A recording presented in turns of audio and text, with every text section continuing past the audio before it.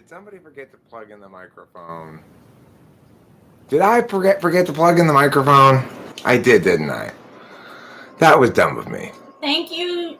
Is that Tech Tiff? Yes, thank you, Tiffany. Thank you. You're a wonderful. You're a breath of wind from the fount of good airs. How's that? That's pretty good to me. So anyway, I can't believe I wasted all that brilliance on nothing except Rachel. Just she was the only one who got to hear all that brilliance before I plugged in the mic. It's like there's no way to recapture that. Those moments are lost forever. It was a moment in time. Those were probably the single best 3 minutes I'd ever done about anything in my life too. So it's really tragedy. It's equivalent to when that poet woke up having dreamed the poem Kubla Khan, and then somebody came and interrupted him halfway through writing it, and he never finished it.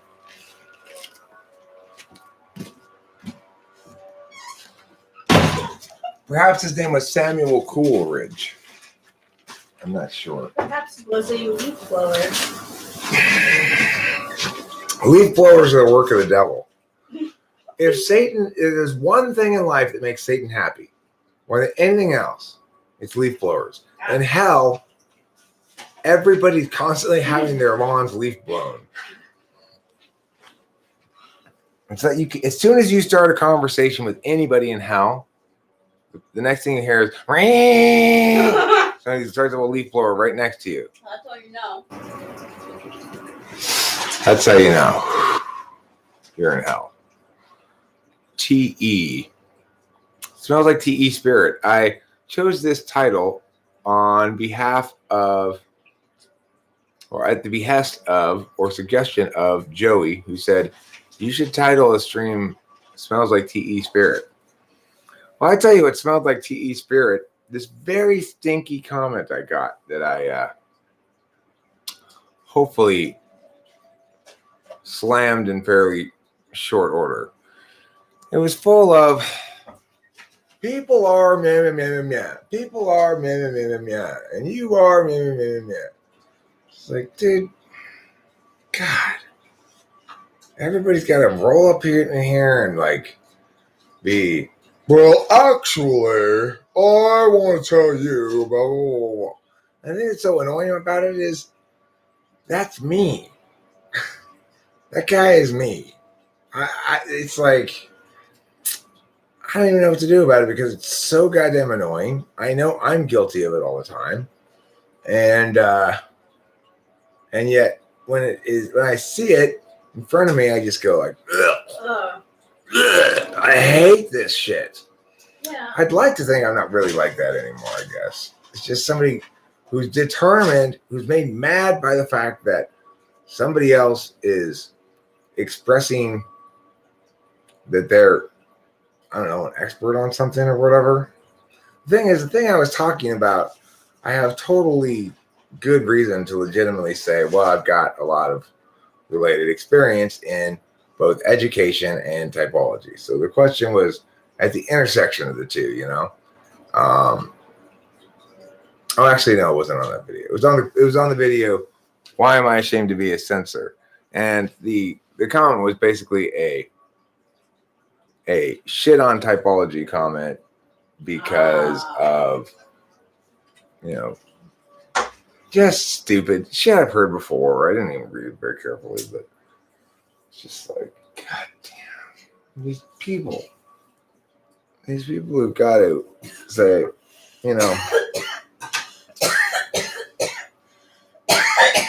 it's what you might call frame offense. I have a bone to pick. Pick it. So, Adult Swim is no longer doing like live streams. It's true. I like confirmed it with people, but they have not let the audience know. Like insider people know somehow, because they probably mentioned it like once and then like never brought it up again. So I mean, when you say that, does that mean they've already stopped, or you know they're going to stop shortly? I know they're going to stop shortly. Okay. This is the last week, but they haven't told anyone. I feel like that's so like BS. Like, you know, you should be like, hey everyone, this is our last week. Let's make the most of it instead of like keeping it like underhanded and then all of a sudden like people not watching it. Like, you know, I don't know. Well, what I would suggest is go into it this last week and say, hey everybody, just FYI, Adult Swim's gonna stop live streaming at the end of the week. You can come hang out at me and my boyfriend's channel. Yeah, I will. I so will. Oh my gosh, you want me to do that now? Yeah, sure. It's a better live stream because I haven't been letting them get away with it. I keep on asking. I keep on asking, are you gonna be ending streams? Are you ending streams? Are you ending streams? So the funny thing about Adult Swim is their live stream has obviously generally more attendees than mine by a good margin. Like they'll probably roll it in at 100 and something maybe. Mm-hmm. But like yesterday, I streamed quite a long stream where we kept it steady right at 30 people for much of the stream. And so I find that really encouraging because it's like Adult Swim is obviously way hugely bigger in terms of number of subscribers than me. They've got like, you know, I don't know, 1 million subscribers or something. But the actual people who watch their live stream is a tiny fraction of that number of subscribers. So that's kind of encouraging, you know. I've seen a lot. I've found this to be the case on a few occasions where there's a song that I know that's a really good song. It's been around for a while, and I go and I look at it. It's only got like 19,000 views or something. I'm like, what? How is it that this stuff that's so excellent has so few views, and then there's some stuff that's just like garbage that's so many views or whatever. But it's just the reality of YouTube. It's a weird platform. People succeed in different ways and at different levels, and very NI resistant kind of a platform. So if anybody would like to ask any sort of cognitive function stuff or whatever, I'm open to answer those questions. The title is the video is titled "Smells Like TE Spirit," which means that the subject of extroverted thinking would not be inappropriate to the video or the title. My immediate experience prior to starting the video, as I said, was reading what I would consider basically a TE framed comment, which says, these are the impacts of cognitive functions that I'm assuming and conferring on to everybody. These are the reason why, here's the reason why people care about cognitive functions, which I'm assuming and conferring on to everybody. Here's why it's not a good thing or it's useless, which I'm, assuming everybody except me can think. Like nobody but me can think. This is a common manifestation of an NTP pedant. It's like this kind of like play that gets put on where they go, can nobody else see this? It's so obvious. And you're kind of like, they're hoping, I guess. Well, I mean, it depends. It depends if they're right, of course. If they're not right, like this guy, then it's just sort of a play they've habitually started to put on that doesn't link to anything real and probably generally works anyway. But then, of course, I see myself doing the same thing. So it's like, how can this annoy me so much when I do it too? And why is it okay the way that I do it or something? Like, what's the difference? Well, part of the difference is I think I'm very cautious about using that only when I can back it up. Like this guy's attack on typology was based on presumptions and straw men, not on any kind of any real analysis that I could see. Of course, I'm also getting less hyperbolic in my approach to talking about things than I used to be.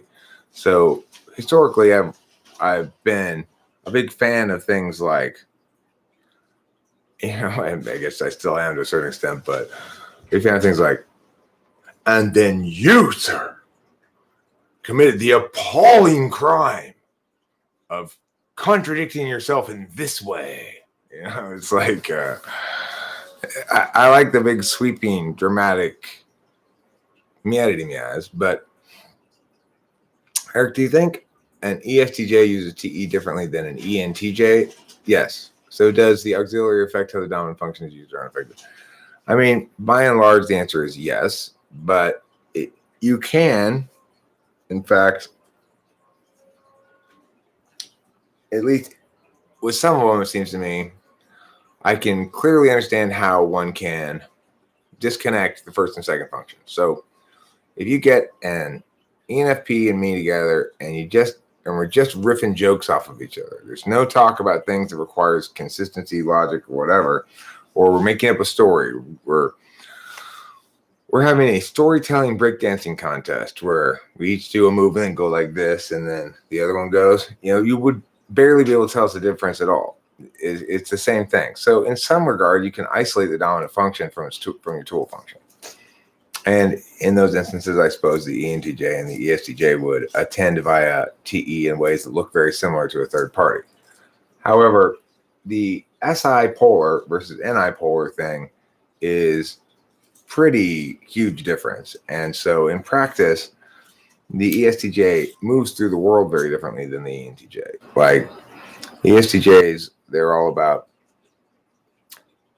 anticipating when meow is going to meow, preventing and predicting problems, and just sort of managing the ordinalities of life as they experience them.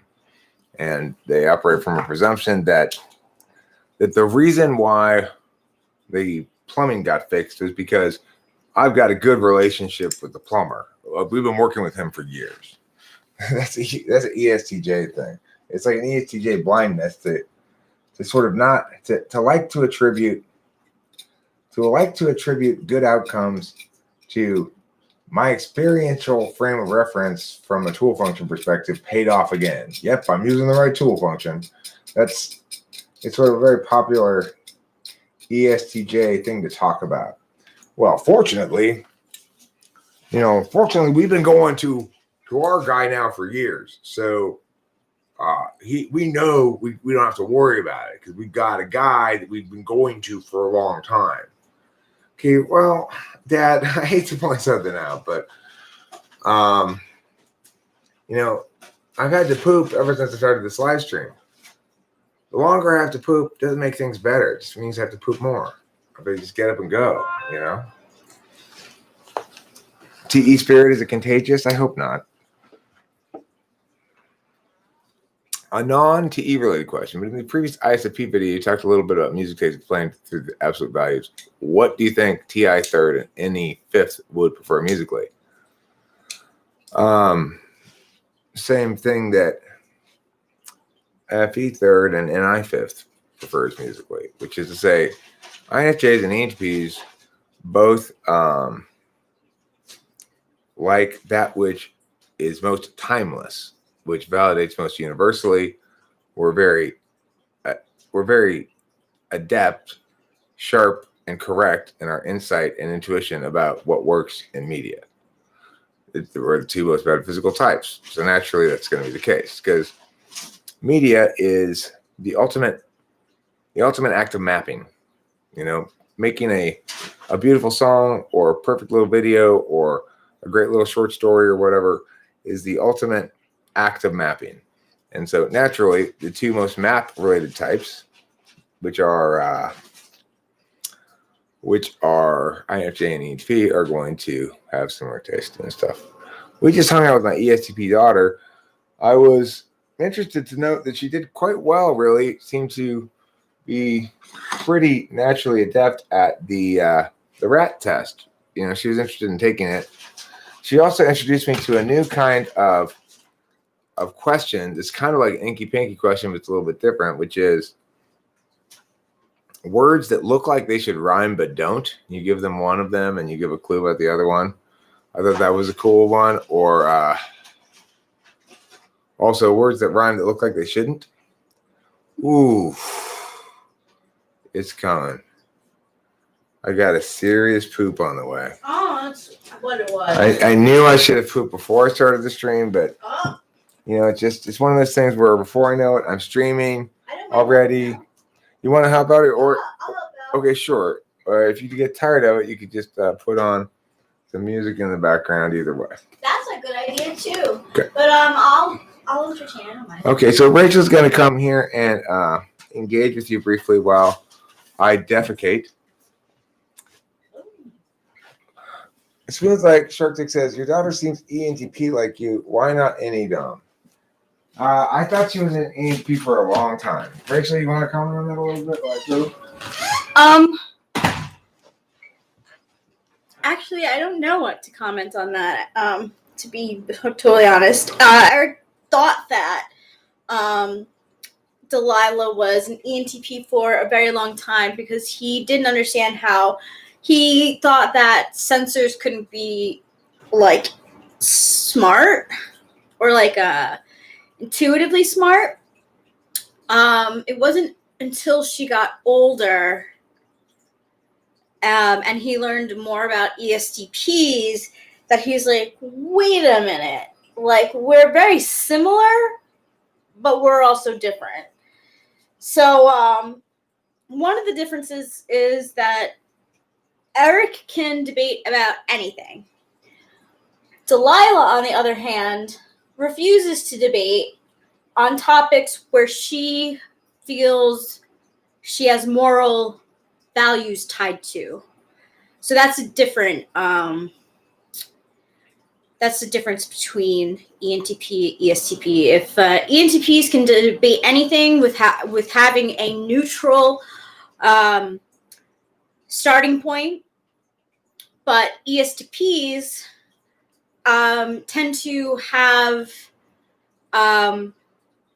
certain things that they just won't argue. Yeah, Legends Fall. It's like a lot like that. I don't like arguing for points that I disagree with either. That was one of the main differences that I noticed between Delilah and her dad. Hey, Joey, how's it going? Hey, Winston's mom. What flavor of TE? I'd say black. A black coffee, maybe Earl Grey. Seems pretty, or what's that? English breakfast. I know my mom likes that. She's heavy TE, ESTJ. Yeah, hot, not cold. It'd be hot TE, you know. That's the TE spirit that is going on right now. What word rhymes with banana?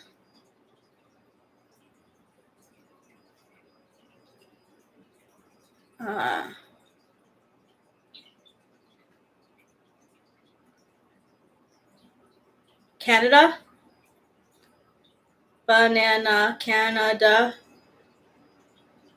Hosanna. Katana.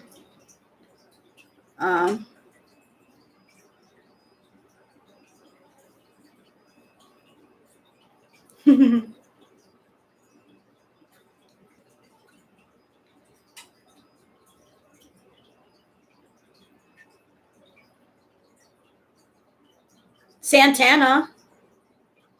Santana? Bananas? That's a difficult one. TE Nana. So, Winston's mom, how is TE expressed for you as an INTJ? Because through Eric, I've learned that INTJs are pretty strong in TE, and I would like to know more about it from an INTJ perspective.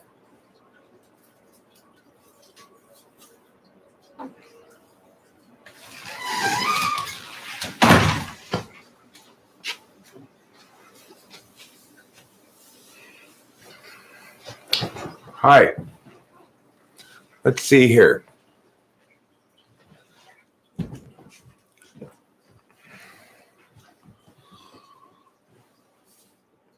That makes a lot of sense. I don't mind debating for the complete opposite of what I believe in. Good way to better understand weaknesses. My own argument. I can see why people wouldn't like it. Well, that's a good attitude. Smooth like shark dick. I have the same approach. I believe that you can't really meaningfully understand your own position until you argue the other side as best you possibly can. So I'm with you on that.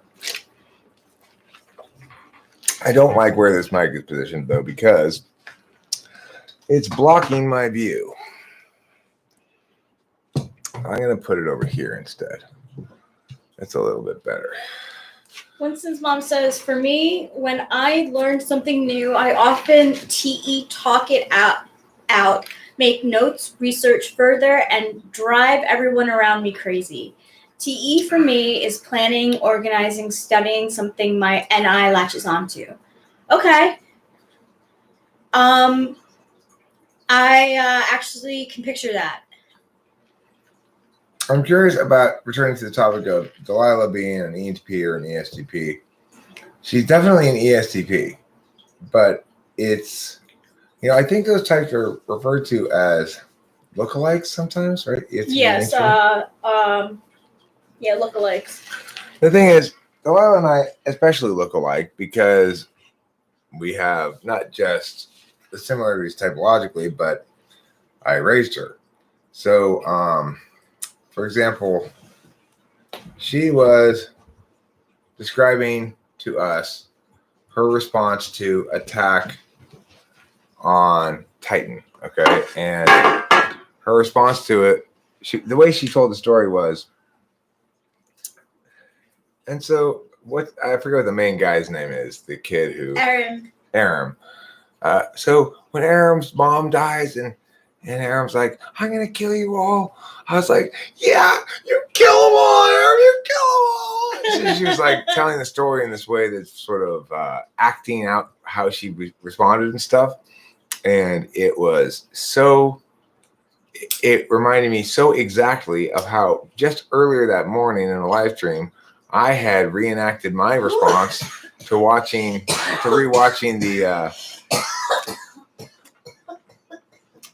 the iguana snakes video. So I'm sure you've all seen it. We talked about it this morning a bit. There's this video where this iguana escapes a bunch of snakes. Very exciting video. And I did the same thing my daughter did.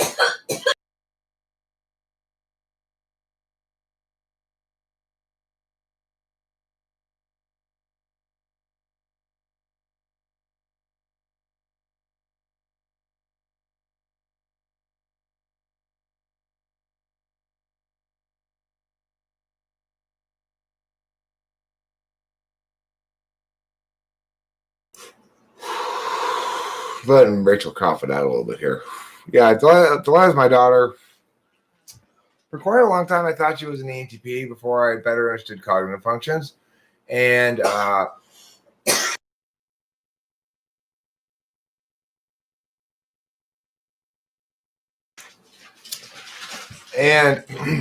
eventually I came to realize that she's definitely an ESTP. One of the things that made that clear to me was meeting Becky.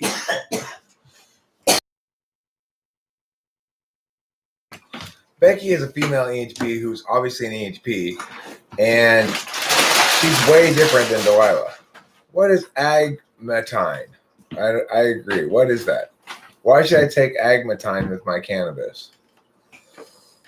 Why will it make me feel much better?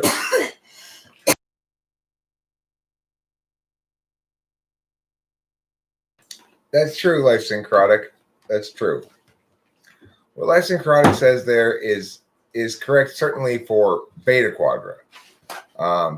Beta Quadra is imperious. They accept and understand that hierarchy is part of the world, and they want to be ideally at the top of it. But regardless, if the hierarchy is done well, they won't necessarily have a problem with it wherever they land within it, if it's just in some regard. But they're definitely a more imperious quadra than Alpha Quadra, which is very much a game playing quadra. Alpha Quadra, ENTP, INTP, ESTJ, ISFJ, they don't like things to count. They don't like things to be serious. They want everything to be for fun and everyone get along well, and et cetera, et cetera.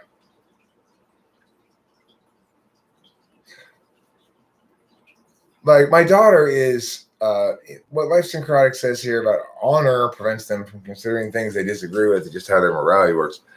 I will say it is true that Delilah is not particularly open to hearing my arguments about things that she's made up her mind about, which has always been a little annoying to me. But yeah, that's what I mentioned was a difference between you and her, was that you were able to take a more neutral stance of like arguing or debating, where if she felt strongly about something that it's just there's no changing of the mind.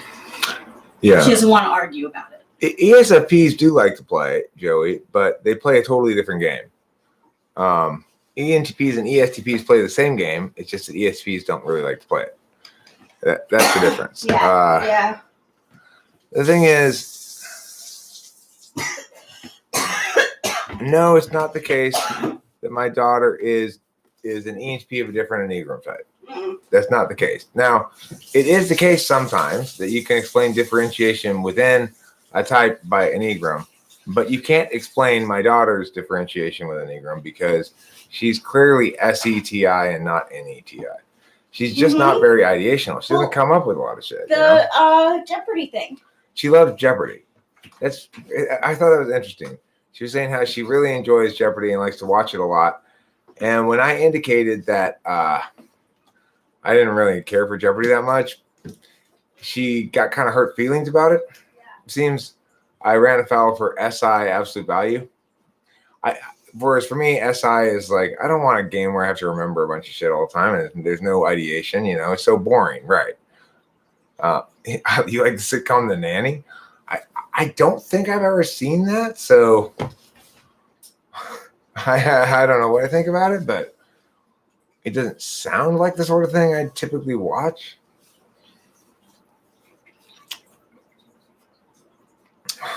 To answer my own question, any readily accepts hypothetical framework while SE ties questions to the real world. That's more or less correct. Yes, Legends Fall. I think that's right. That basically an ESTP doesn't feel the need to argue out positions that are never going to have any purpose for them, just for the sake of doing it. It's like it's got a link to something of some purpose. One area where she and I disagree, and she doesn't want to hear a thing about it, and actually kind of Rachel's the same way, is I've noticed this to be the case.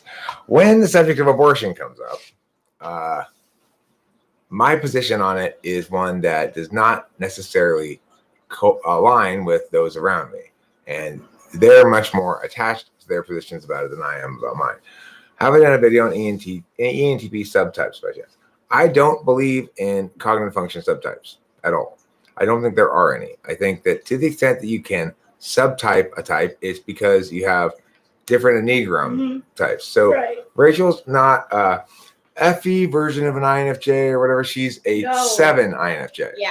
The INFJ, the cognitive function shit, it just doesn't mean anything to say, oh, well, I'm an any subtype of an ENTP. That's bullshit.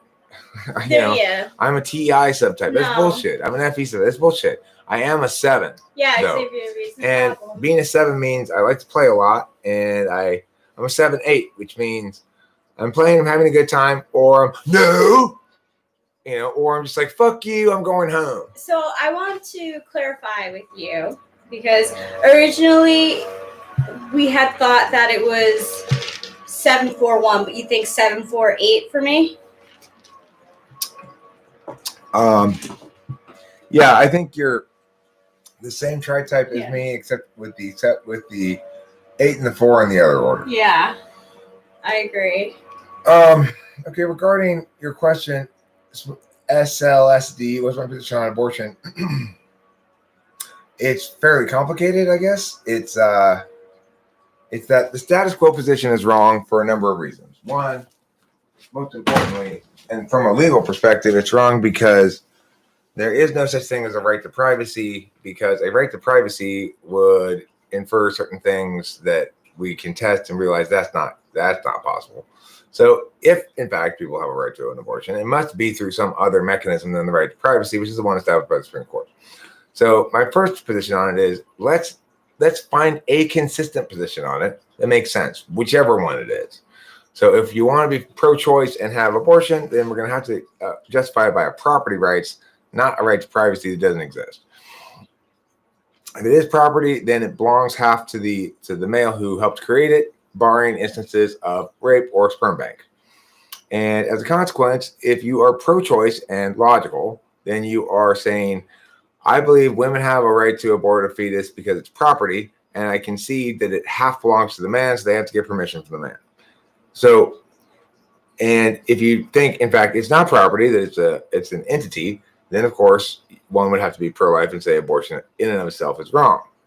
But my point is, people don't address this issue of abortion from an intellectual perspective in general.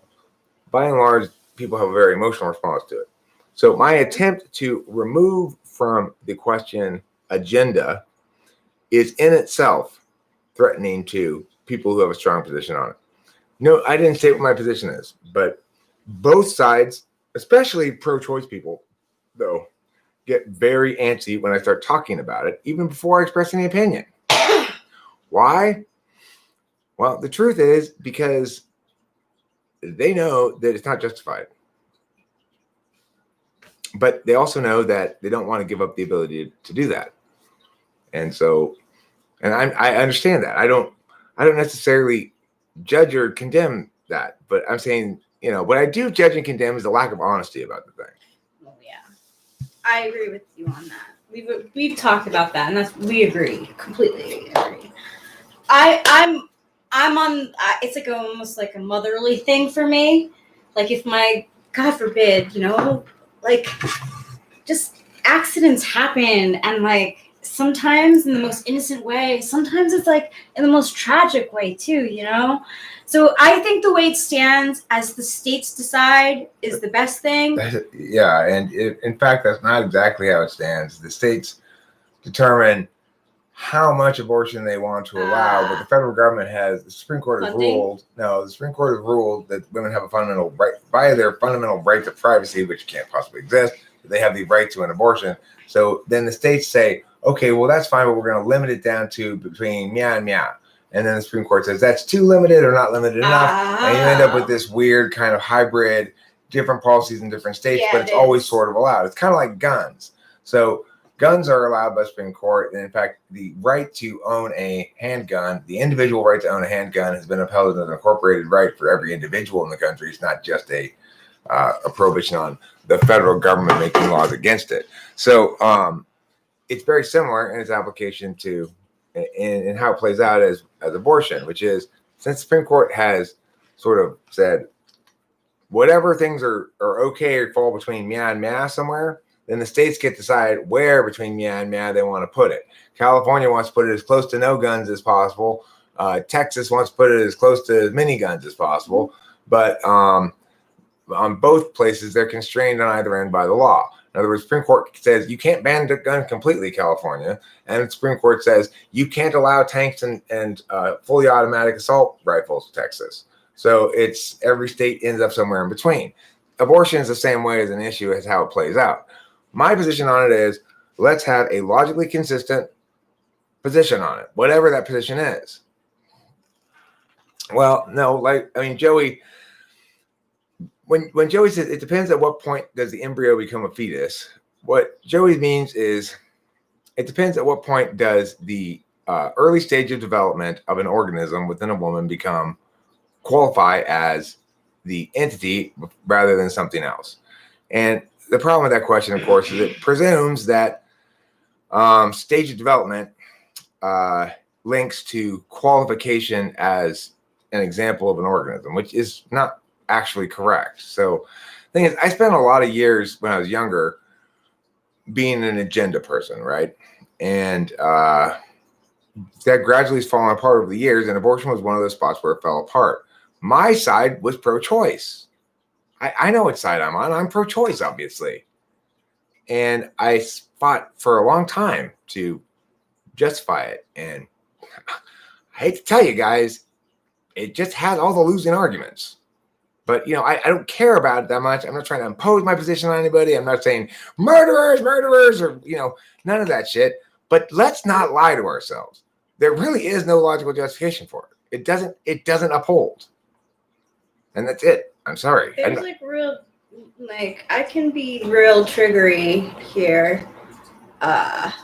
So I'm not going to talk about it. Right.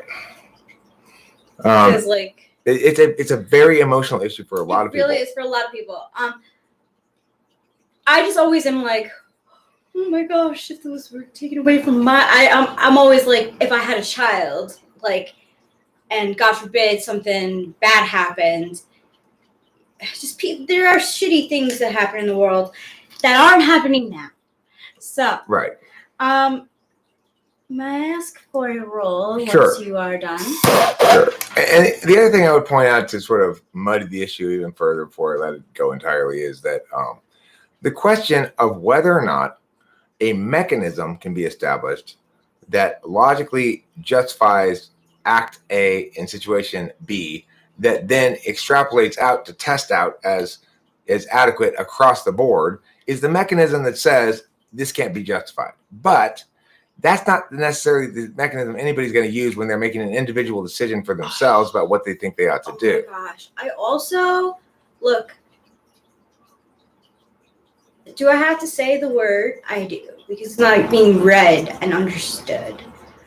People get raped. Women get raped. When they get raped, the guy doesn't just sometimes pull out. He injects his seed into her.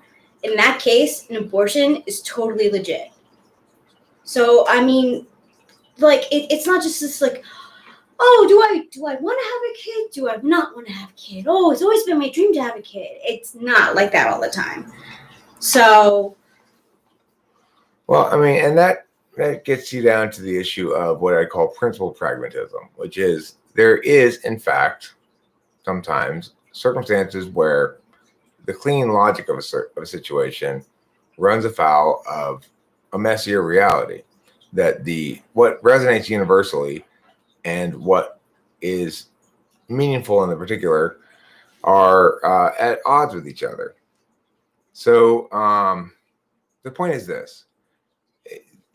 From a purely logical argumentational perspective, if you begin with the frame that is property, then obviously abortion is totally legitimate in cases of rape, and the man should have no control over whether or not the thing inside gets aborted, because the man would only have property rights if there was consensual property making, not if somebody forces their way onto your property to make something there. They don't have any ownership to it, right? So depending on how you frame it. Again, everybody, remember, let's try to stop having positions about this. Gosh, it's and let's start talking about what the frames mean instead, okay? Because the alternate frame that says it's a human being from the get-go, in that instance, would not permit for abortion in the case of rape. But if you view it as property, then it would permit unilateral abortion in the case of rape.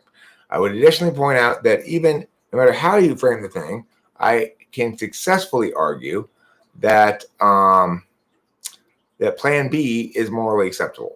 So the thing is, if somebody is raped or not, a woman has the opportunity, in my opinion, to execute Plan B and not be subject to any violation of rights. So there's that. Then, of course, also informs the issue of, given the fact that there's a window where you could do it legitimately, does that impact whether or not it's legitimate thereafter? Again, all thorny issues, and again, all issues that people are very emotionally attached to. And so it's so difficult. It's so difficult. I mean, because there's so many principles and people and politics involved with it. It's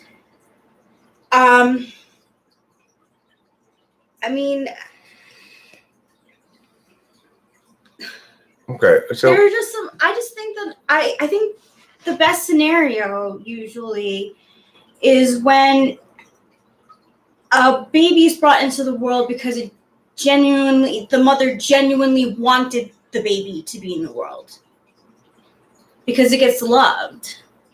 Okay, so it's like this is one perspective on the matter that says, let's focus on the overall picture of whether or not this pregnancy, this childbirth, this soon-to-be new family is a good or a bad idea. That's one perspective, one way of looking at it. It's totally legitimate, okay? Legends Fall takes a straight-up TI perspective. It's an issue of rights. Who has the rights here, whether they're violated, etc. If, in fact, abortion violates rights, what determines the thing having rights? And the answer to those kind of questions is fairly straightforward and plays out in a fairly straightforward way. The other kind of approach is something like Smooth Like Shark Dick, who says, true, some specific cases should allow for abortion, rape, possible death, etc. Now, if in fact we take the perspective that the thing inside a woman has rights, is human, and has rights as a consequence, then in fact it would be perfectly acceptable to abort if and only if the childbirth or carrying of the child threatened the life of the woman. In that case, it would qualify as self-defense. However, if you do view it as a human being, then it would actually not be okay to abort in cases of rape. So the difference being, of course, in the latter case, it's self-defense. In the former, it's punishing the son for the child, for the sins of the father, so to speak. But of course, that's not being realistic about taking into account the experience of the woman who's having to carry to term the work product of her victimizer's crime. You know. Yeah. So it's a complicated question. It's very complicated. And it's for people who are TI, like me, or Legend Fall as tool functions, it's very tempting for us to say, look, it's simply a question of this or this. And you have either this, you either argue this, in which case you're consistent, or you argue this, in which case you're contradictory, but you have to choose one and not the other. You can't have your cake and eat it too. Because, of course, for us, it's purely an intellectual question. Neither Legends Fall nor I will ever be faced with the question of whether or not to get an abortion. We will never get pregnant. We will probably not have to consider it as an experiential matter, but purely as an abstract matter. And as a consequence, we're perfectly comfortable using our native approach to things, which is, well, let's just treat it as an abstract philosophical matter and see which arguments are best. And Sorry, Jason Stokes. It's actually not really that controversial for me anymore, because we've had discussions about this in the past. So I will say that my perspective on it is getting more nuanced, not less, which is to say, I'm finding room to respect the perspective of what from a TI perspective shouldn't matter. So it shouldn't matter that, like, I'm offended by the argument, look, you're a man, who are you to have a strong position on abortion? I'm offended by that because, I'm sorry, I forgot about your joint. Because it runs afoul of my basic notion that everybody's arguments get evaluated on their merits, not based on who they are. That's just ad hominem and garbage. However, it is the case that there are some gender-specific issues in the world that, and that men and women like to keep sort of as their own domain. Yeah. You know, there's anytime men have a problem with each other, they don't want some woman intervening and saying, well, maybe you should, I'm going to go talk to this fucker myself and we'll figure it out. Yeah. You know, you have no idea what you're talking about, woman. Just you don't know how men deal with men. No, it's true. It's like that kind of thing, right? So as a general rule, it is also the case, even though I hate the term once again, and I hate the whole vibe of the whole thing, it is also true that there's not a huge corollary to mansplaining. So, you know, it is the case that men hilariously will give women lectures about their periods and stuff. It's bound to happen. Now, honey, listen. Let me talk to you about your vagina and your menstrual cycle. Can we talk about the one time with us? It only happened once. You really don't mansplain things to me at all. Sure, go ahead. One time before we had sex, Eric had asked if I had gone to the bathroom, and I didn't need to go, So I said no. But I did tell him, I was like, usually I go after because my OBGYN would always say, you're going to get a UTI if you don't go to the bathroom after you have sexual intercourse. So if No. Rachel, no. You need to go to the bathroom before we have sex. Otherwise, you'll feel like you have to pee while we're having sex. I do have to go before, but and most so importantly I after. know. The thing is, of course, my perspective, my telling her about how her experience of sex and peeing relates to each other. It's just really me projecting my own thing onto her. For me, it's very important that I go pee before we have sex. I don't want to find myself having to go pee while we're having sex. You know? Yes, and I agree with you on that completely. I don't want to. I think it's best to do it before, but I had learned by my OBGYN that it was important to go to the bathroom after because a woman is prone to getting a urinary tract infection if they don't go to the bathroom after because it's bacteria and stuff. So that's health 101 for you guys out there. I mean, vegan dancer. Adults make laws about children's bodies. It's outrageous. No, it's not. People make laws about people's bodies all the time.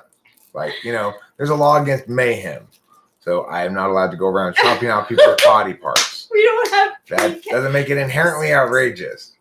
Now, look, the thing is, the point about abortion laws, of course, those who are pro-life would claim the laws are not about a woman's body. They're about the body inside of that woman's body.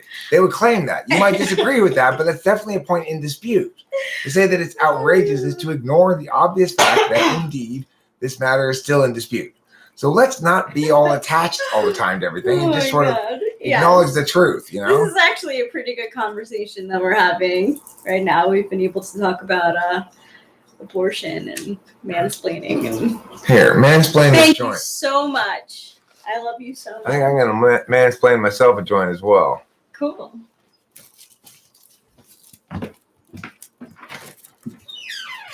And the thing is, of course, also, you say men make laws about women's bodies. I can't think of anything else except abortion that men have any laws about. Like, it's not like there's the big titty law. Big titted women have to line up on the left so I can go squeeze their boobs. Sorry, that's the law now. It's not like in Islamic society where like, okay, you chicks, the hotter you are, the more covered up you got to be. No tits on Sundays. Cute pageant winner. Okay, new law. All women must air out their vaginas 3 times a day. Okay? I'll come around and check. Make sure you're doing it. Do you ever just feel like just not fresh? I do sometimes. And that's when I use Summer's Eve. Summer's Eve scrotum spray. Summer's Eve scrotum spray. Okay, maternity leave is not a law about a woman's body.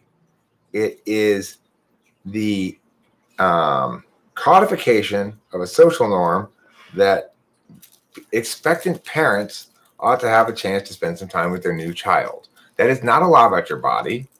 How is that a law about your body? How is that a law about your body? Maternity leave. Rape laws, you might say murder's a law about your body then too. That because it's illegal to murder a woman, that men are making laws about women's bodies. By that logic, right?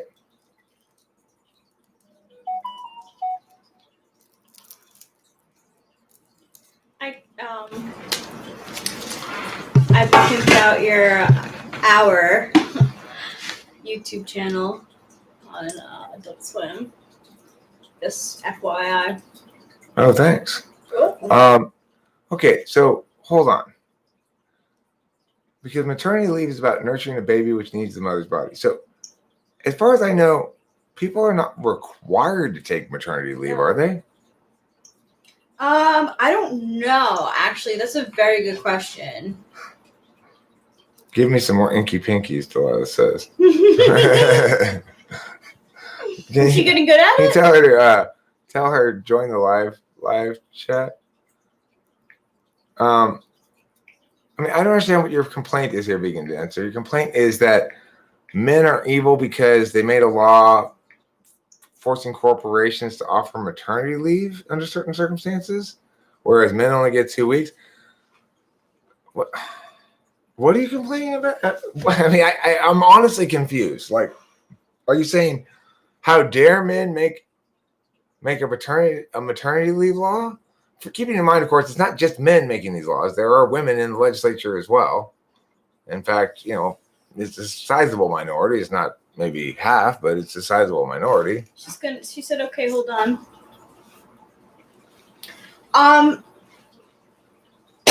I say it should just be like up to the person, up to the individual if they want to take the maternity leave or not.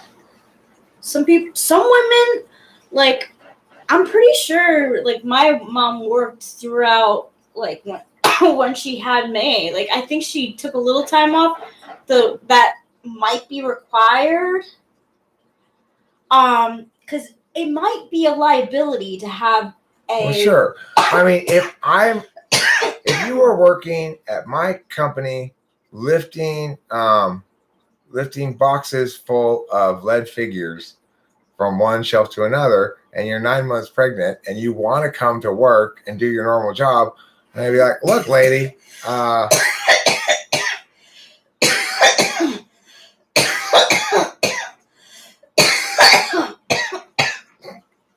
be like, look, lady, I don't mean to mansplain to you or anything, but you're way too fucking pregnant to be at work. Go home. You know what I mean? Who wouldn't do that? No, there are some women who would prefer to, but childcare is a bitch to pay for.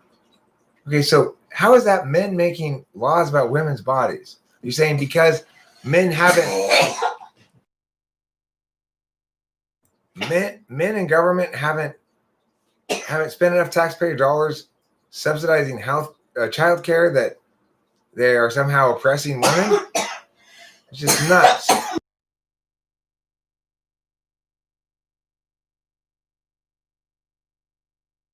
I mean, that's just straight up nut bar soup, dude. It makes no sense at all. Hi, Delilah. It's my precious wonder. Oh, hey, Delilah. She's here because she wants more Inky Pinkies to test herself on. Okay, so if anybody can think of a good Inky Pinky, but I'll give you one right now. Let's see here.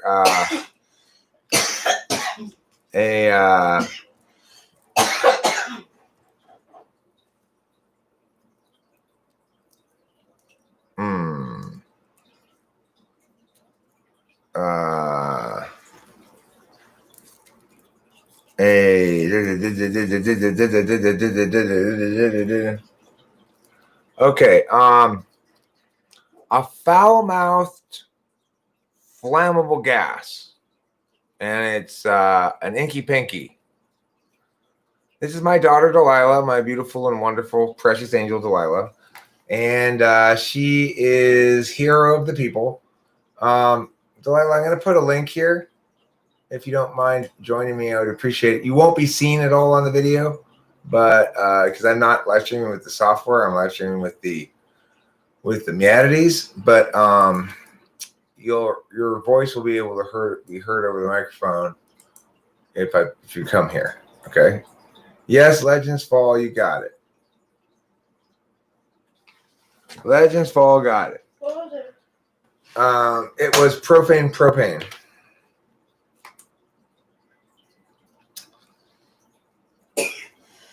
Okay, let me think of another one. All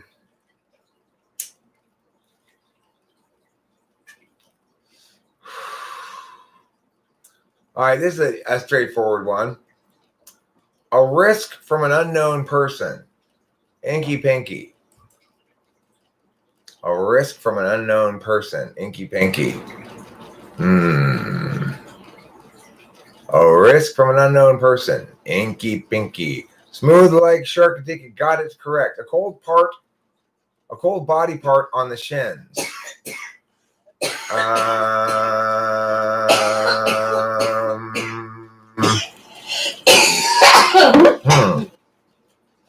I don't know. Hi, Delilah. How are you? Let you in. Hello, Delilah, my old friend. Can you hear me or no? I can hear you. I can hear you, and I'm delighted to hear your voice. You're a wonderful, delightful voice to hear. All right, so I'm going to try to think of a couple more of these Inky Pinkies to give you. Delilah introduced me earlier today to the notion of words that look like they should rhyme but don't as a possible test question, so I got to think some more about that. But as far as Inky Pinkies go, let's try...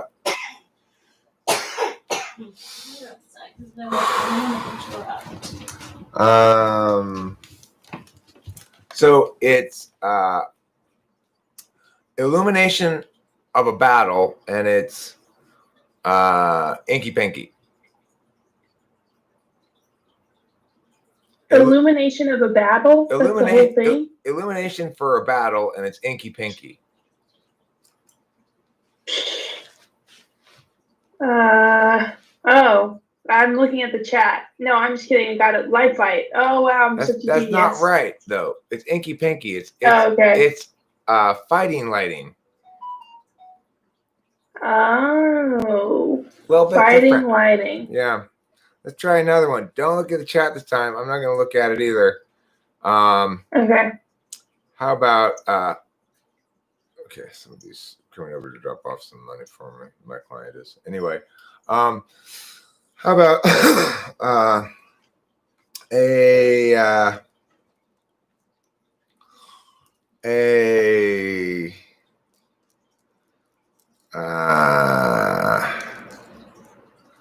let's see.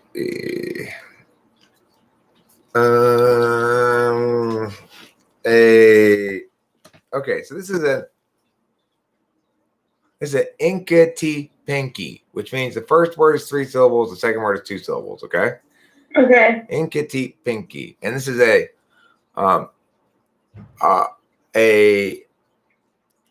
let's see, a leviathan, an obedient leviathan.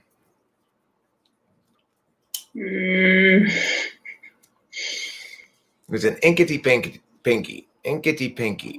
an obedient leviathan. Now, just for everyone else's reference while she thinks about this, I had her do the rat test, and she did quite well.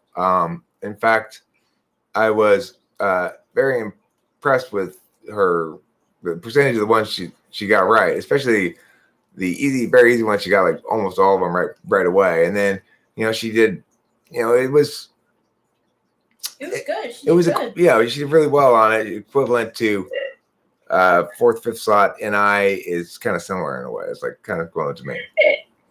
Is it compliant serpent? Not perfect, but what rhymes with compliant that means leviathan? I don't know. Giant. Oh. Compliant giant. Okay, so there were some people in here earlier saying that they thought maybe you were an ENTP, not an ESTP, and I said I thought so for a long time too, but I'm quite certain she's an ESTP, and but of course you and I performed very similarly on the NI test, which is the rat test.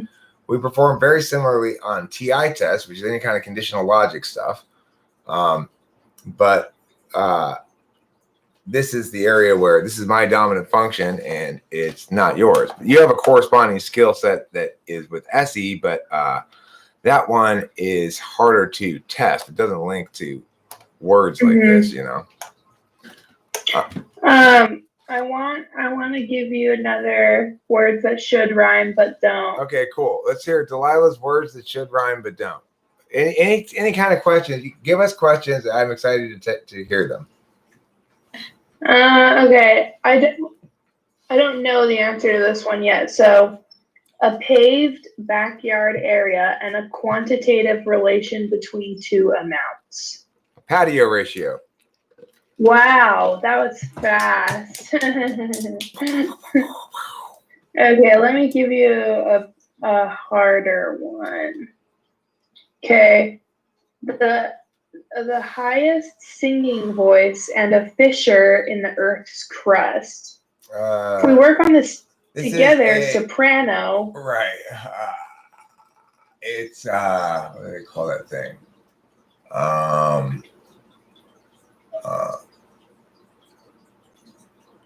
Soprano volcano. Oh, soprano volcano. Good job, Legends Fall. It must be. That must All right, be let's it. see. Is it? Yeah, it is. Yeah. Okay. To send someone away forever and a breakfast pastry. A banished Danish. Wow. You think about it before I even process the question. Me too. Okay. Now this one I have absolutely no idea. A watercraft and a person such as Prime Minister Tihomir Orešković.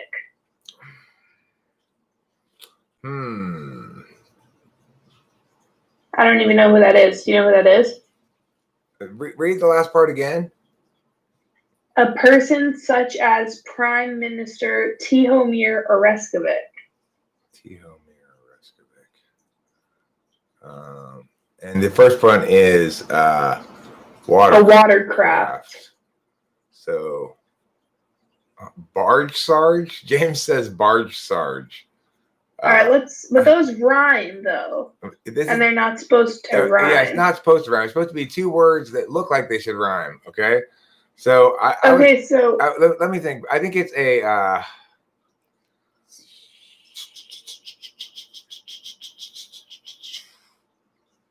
What is ship?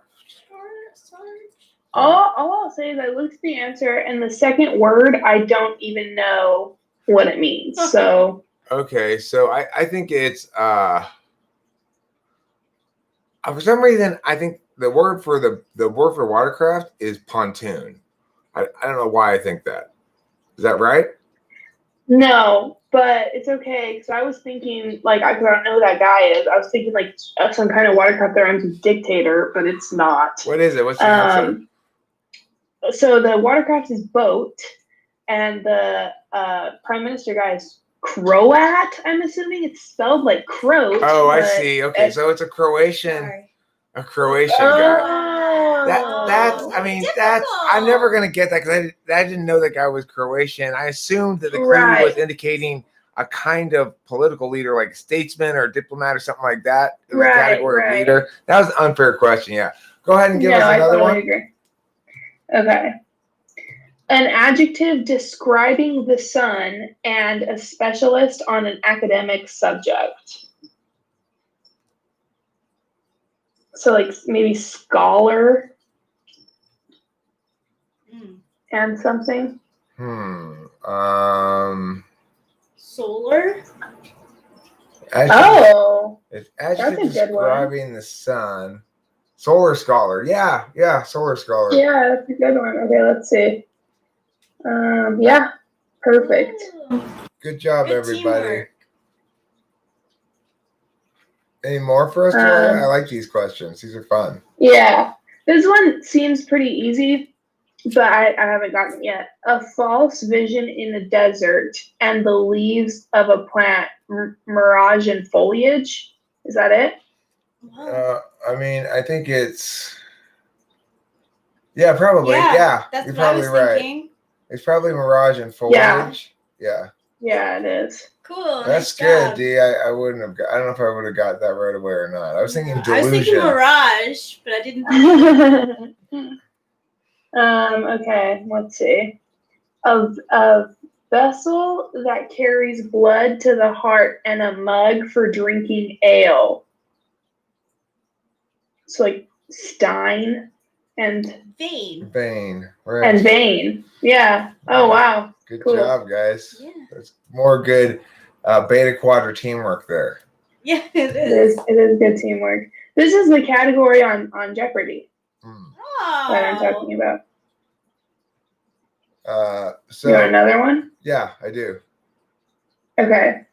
a buccaneer, and an angry adjective. Pirate irate. Oh, wow. Irate pirate. Yeah, you're right. Delilah, do you remember when we encountered the hats question from your logic class? No. There are 5 hats in a bag, 3 of them red, 2 of them white, 3 prisoners, and a warden. The warden says, each of you draw, I'm going to blindfold all 3 of you. Each of you draw a hat from the bag, put it on your head. You can't see your own hat, but you can see the other people's. They take off the first blindfold. Guy number 1 looks at guys 2 and 3 and says, I don't know what color my hat is. So he says, okay, fine, stay here. Takes off blindfold and guy number 2. Guy number 2 looks at guy numbers 1 and 3 and says, I can't tell what color my hat is. And guy number 3 says, I don't even need to look. I know what color my hat is. Anyway, you remember that was a question I got from your logic class when you brought it home. Right. And do you remember what the answer is? No, but I remembered the question as you were telling it. Hold on. Okay, wait. Okay, so 3 red, 2 white. There's 3 prisoners, and 2 of them say, I don't know what color my hat is. And 1 prisoner says, I don't even have to look. I know what color my hat is. Right. The third one says that, yeah. I knew the answer. It took us a long time to figure it out. We did figure it out eventually, but it took us a long time to figure it out. So you were trying to figure it out too, and then you couldn't figure it out. Yeah, figured it out yourself. We worked on it together, yeah, because it was like, I don't know. You brought home your logic homework. I was excited to see it. You were excited to show it to me. We were doing it together, basically, like right. Yeah. I remember calling you and talking about those various riddle things that I would get. I really don't. I don't remember. It's a neat question. I ask it a lot around here in typology. You know, when I'm typing people, I'll sometimes ask it or other things like that. The answer is white, and the reason is because the first guy, everybody knows there's 2 white hats in the bag. So the first guy knows if he looks at the other 2 guys, they both have white hats on, then his own hat must be red. And since he doesn't know that, then he must not have seen 2 white hats. The second guy knows that if the first guy had seen 2 white hats, he would have known his own hat had been red. But so the first guy must not have seen 2 white hats. He must have seen at least 1 red hat, which means that if the second guy sees a white hat, if the second guy sees a red hat on the other guy's head, wait, how does it work? If the other guy sees, because the other guy didn't see 2 white hats either. Yeah, so the first guy didn't see 2 white hats. The second guy knows the first guy didn't see 2 white hats, so he knows if he sees a white hat on the third guy, then his own hat must be red. So in fact, the third guy's hat must be red. Actually, not white. I think I said the wrong answer, but that's how the answer is red, I guess. Am I right about that? Do people remember? This question's always confused me in the past. I think that's correct, though. The stream is choppy. Is that for anybody else true or just? Yeah, it was for a second. You were choppy for a second, but it fixed itself. So at least on my end. So yeah.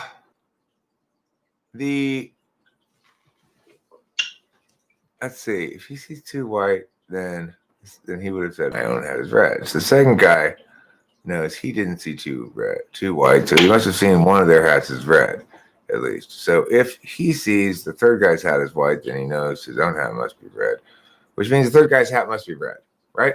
Yeah. No, I think the third guy's hat must be white because if he, I don't know, whatever. No, it's got to be the one with 3 because look, in each case, the guy knows if they see 2 whites, then they know their own hat is red. And then in any other circumstance, it's impossible for them to know what color their own hat is.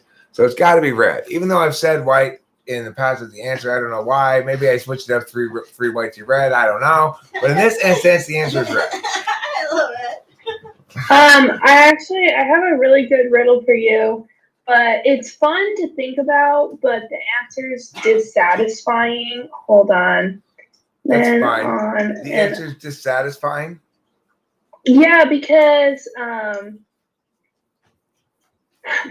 it's like a math answer, which is not what I wanted to like. It's like a huge complex math equation. Okay, so I'm looking it up right now. It's like called like 12 people on an island. Hold on, I'm looking for it. Okay, so are you ready for it? Yeah, I'm ready for it. Yeah, they can all see two people's hats. You can either share it in the screen here, Delilah and Atan and me. I mean, in the whereby room, or you can put a link to it here, or you can put a link to it in the chat of the stream.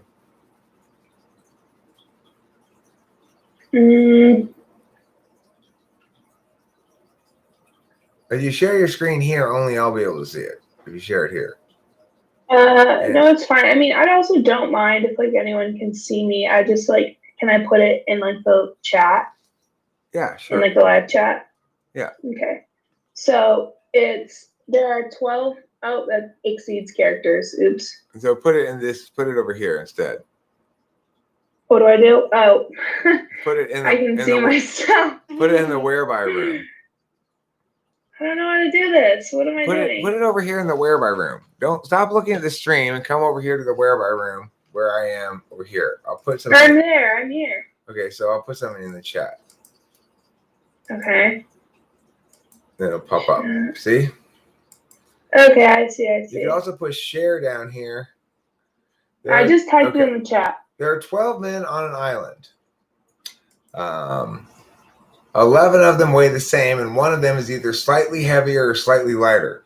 You have a seesaw to determine who is the odd one out, but you must figure this out in 3 measurements of the seesaw or less. 12 men on an island. 11 of them weigh exactly the same. One of them does not, weigh slightly heavier or slightly lighter. You can make 3 total measurements, and you have to figure out who's the odd man out.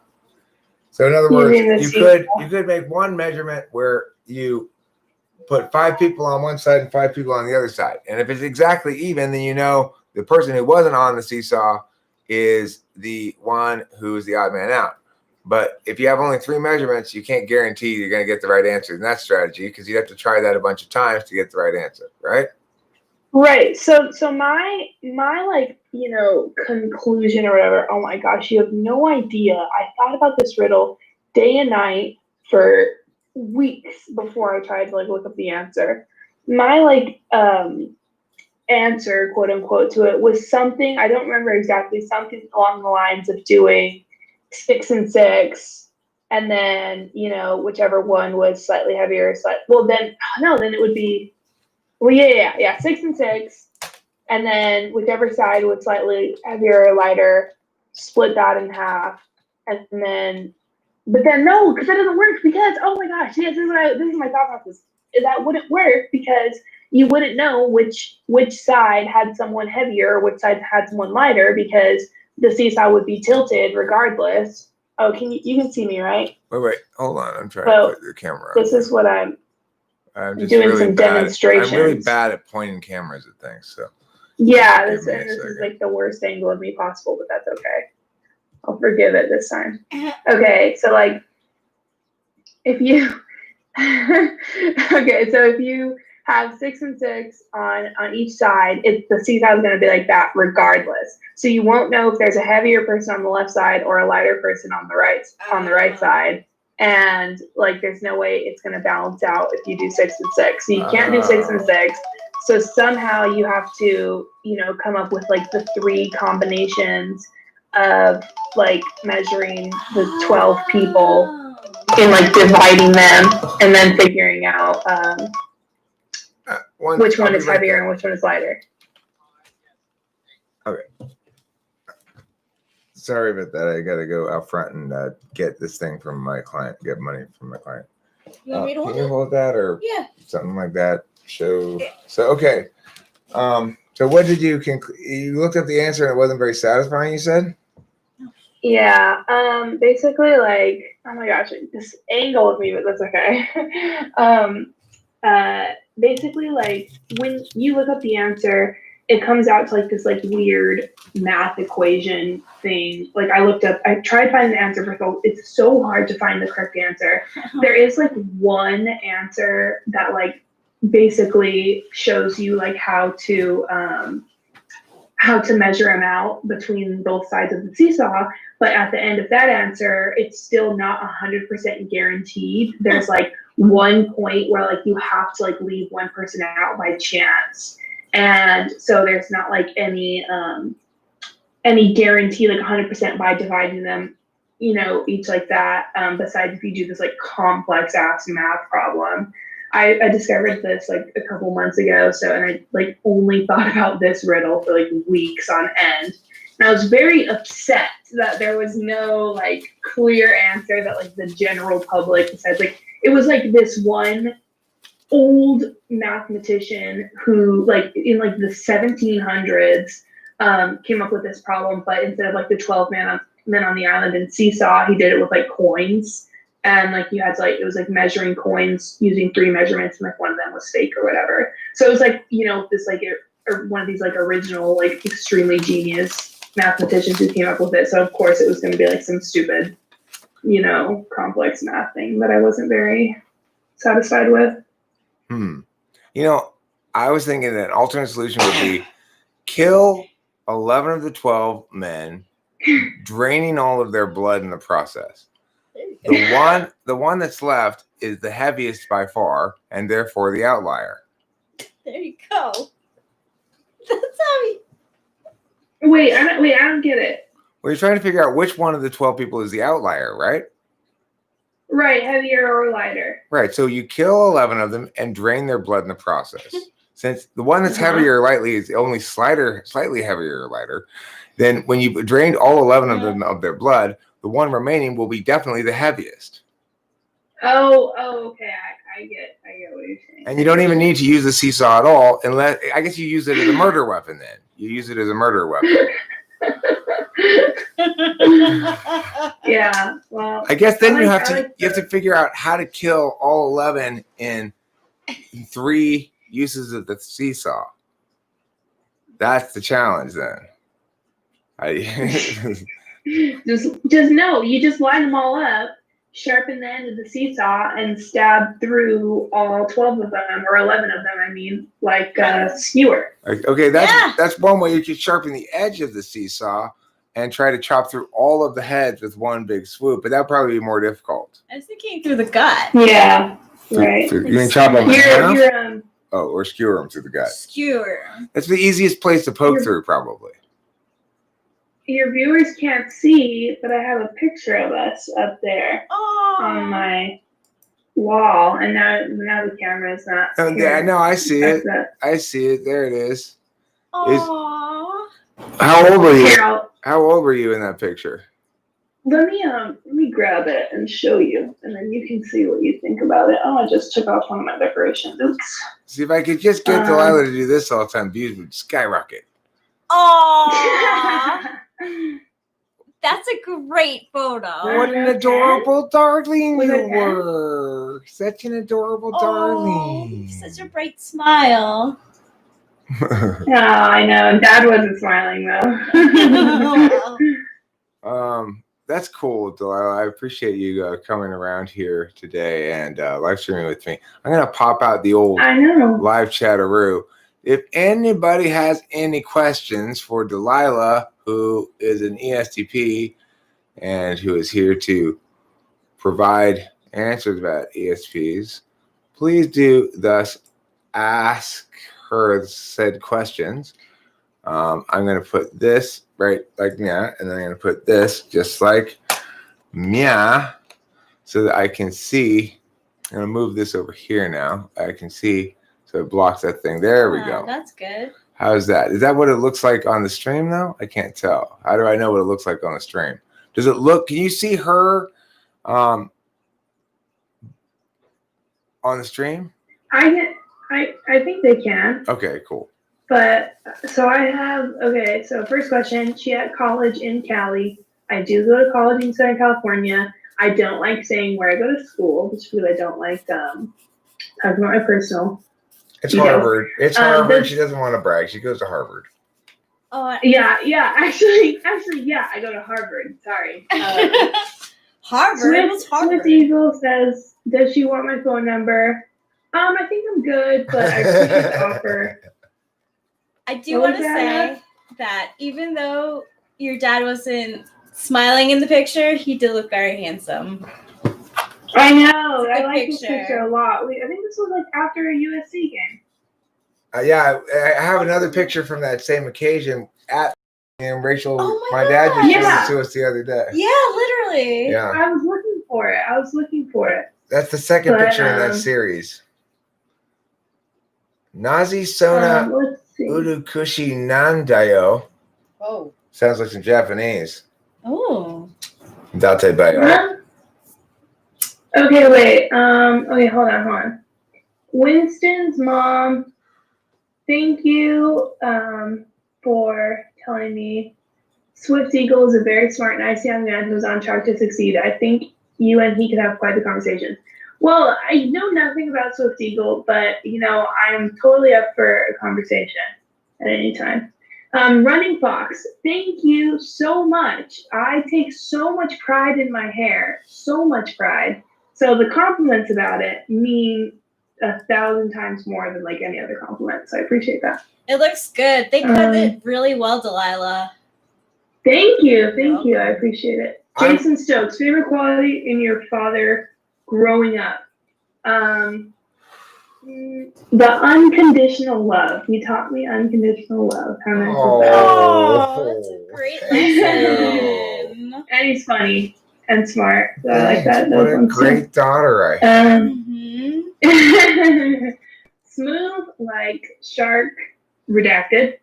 Does she play sports? I did when I was in middle school, and then I was not very athletic, so I do not work out, nor do I play sports anymore. I will say regarding her middle school sports that she was at a weird spot in her body growth, so that like her hips kind of clicked when she ran. Like, remember how you kind of ran kind of weird in middle school? Yeah. So, body's growing. She's kind of stringy for a while. So, like me, she kind of outgrew her body for a stretch. Yeah. I did have a weird lanky body. Yes, Louis the 17th. This Hi. is my daughter. Hello. And then yes, Diamond says, and purple hair. Yes, it is purple. It's kind of faded. So that's why it's not like as noticeable. Okay, hold on. Let's see.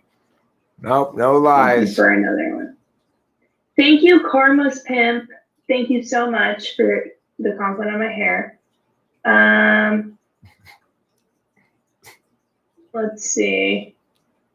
When are you planning to harvest Swift's virginity? I don't think that's we can move on from that one. Jason Stokes, I have not finished any of the Attack on Titan yet. I'm only on episode let me see if I have the tab open. I don't think I do. But I'm only on right after the Battle of Trost or whatever. So I am ready and excited for season 4, but I'm going to drag it out as long as I can so I don't have to wait between, oh, my cat. Here, look at my cat's going to say hi. Oh. This is Zuko, everyone. Now, her cat is named after a famous anime character from an American animation show called The Last Airbender. Oh! Can you see that, Rachel? Yes, I'm so happy. No offense taken. I'm not taking any offense. What'd you say, Dad? Sorry. I said to Louis the 17th, I'm not taking any offense. No offense taken. Which historical figure do you most relate to, Delilah? Man, none of them. Historical figure. Are you more like None. Are you more like Joan of Arc or Queen Elizabeth? Joan of Arc, because she's on the album cover of an album that I really like.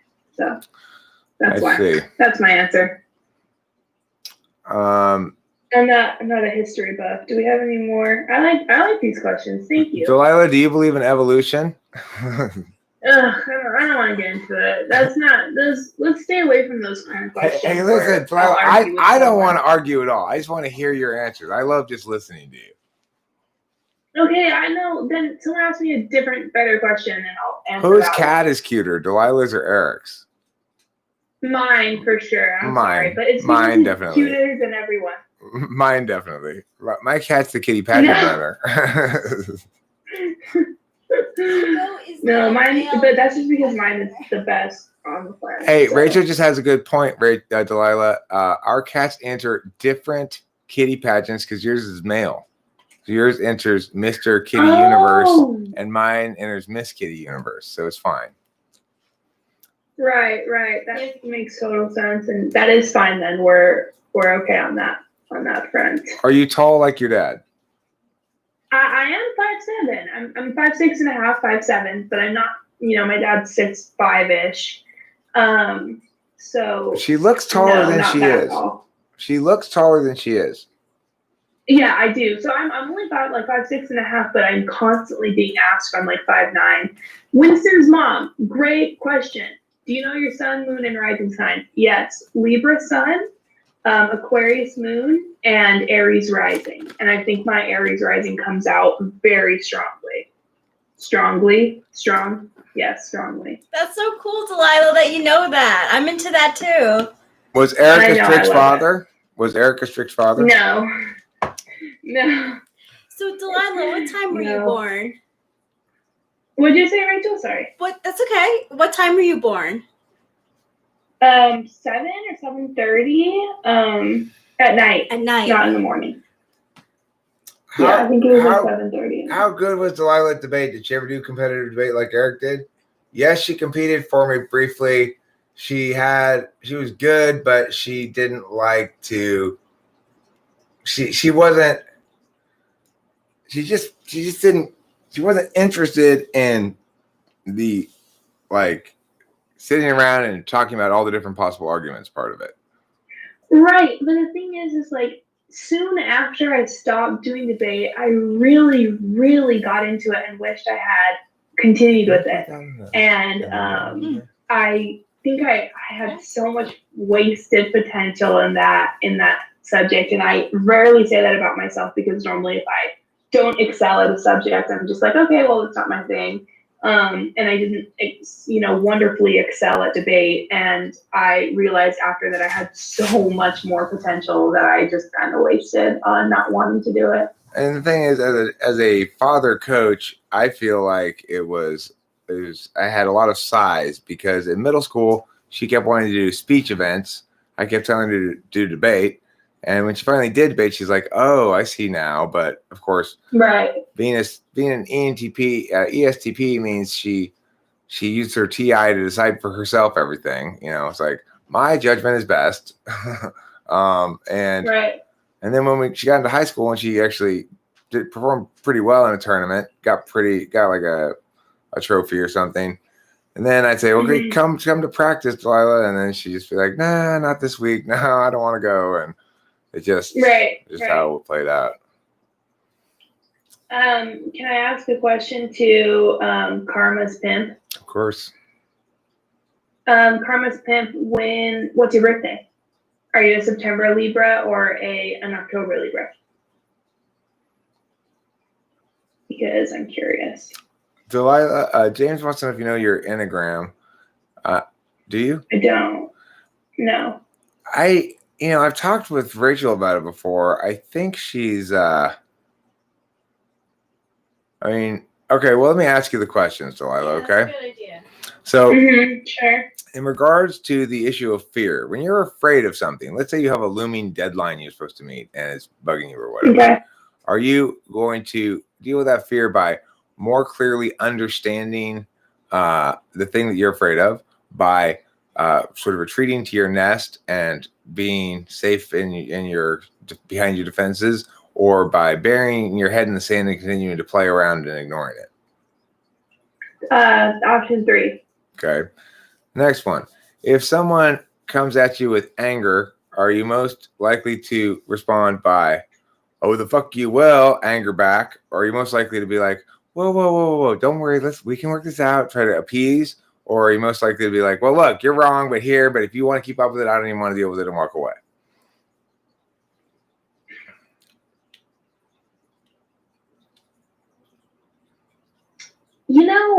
I would say it changes often. Wait on. Did I freeze for a minute? end? For a minute, but you're back now. Okay. So it changes a lot. I would say normally, or like depending on if how my day is going, it's more like, oh, like the fuck you will, and come back at them kind of thing. But I feel like if I'm having a good day, I'm pretty quick to be like, whoa, calm down, we're okay. Don't worry about it, But there's no happy medium of me being like, okay, well, you're wrong, but I'm gonna move on from it, and I don't want to even deal with it anymore. Usually it's one or the other of the first two. Okay. And then the third question or the third category is in regards to why you don't have to feel ashamed of yourself. Is it because you're helpful to other people, because you're high achieving, or because you're an individual and fuck their social mores? Helpful to others. Okay. So it sounds to me like you are 7 to 8. I think maybe 7 to 1. What you say about splitting the difference between 8 and 9 could be maybe 1. So, but I think regardless, it's your third slot. It's one you're least certain about. So 7 to, let's call it 8 first and see what that's called in the old tri-type name thing.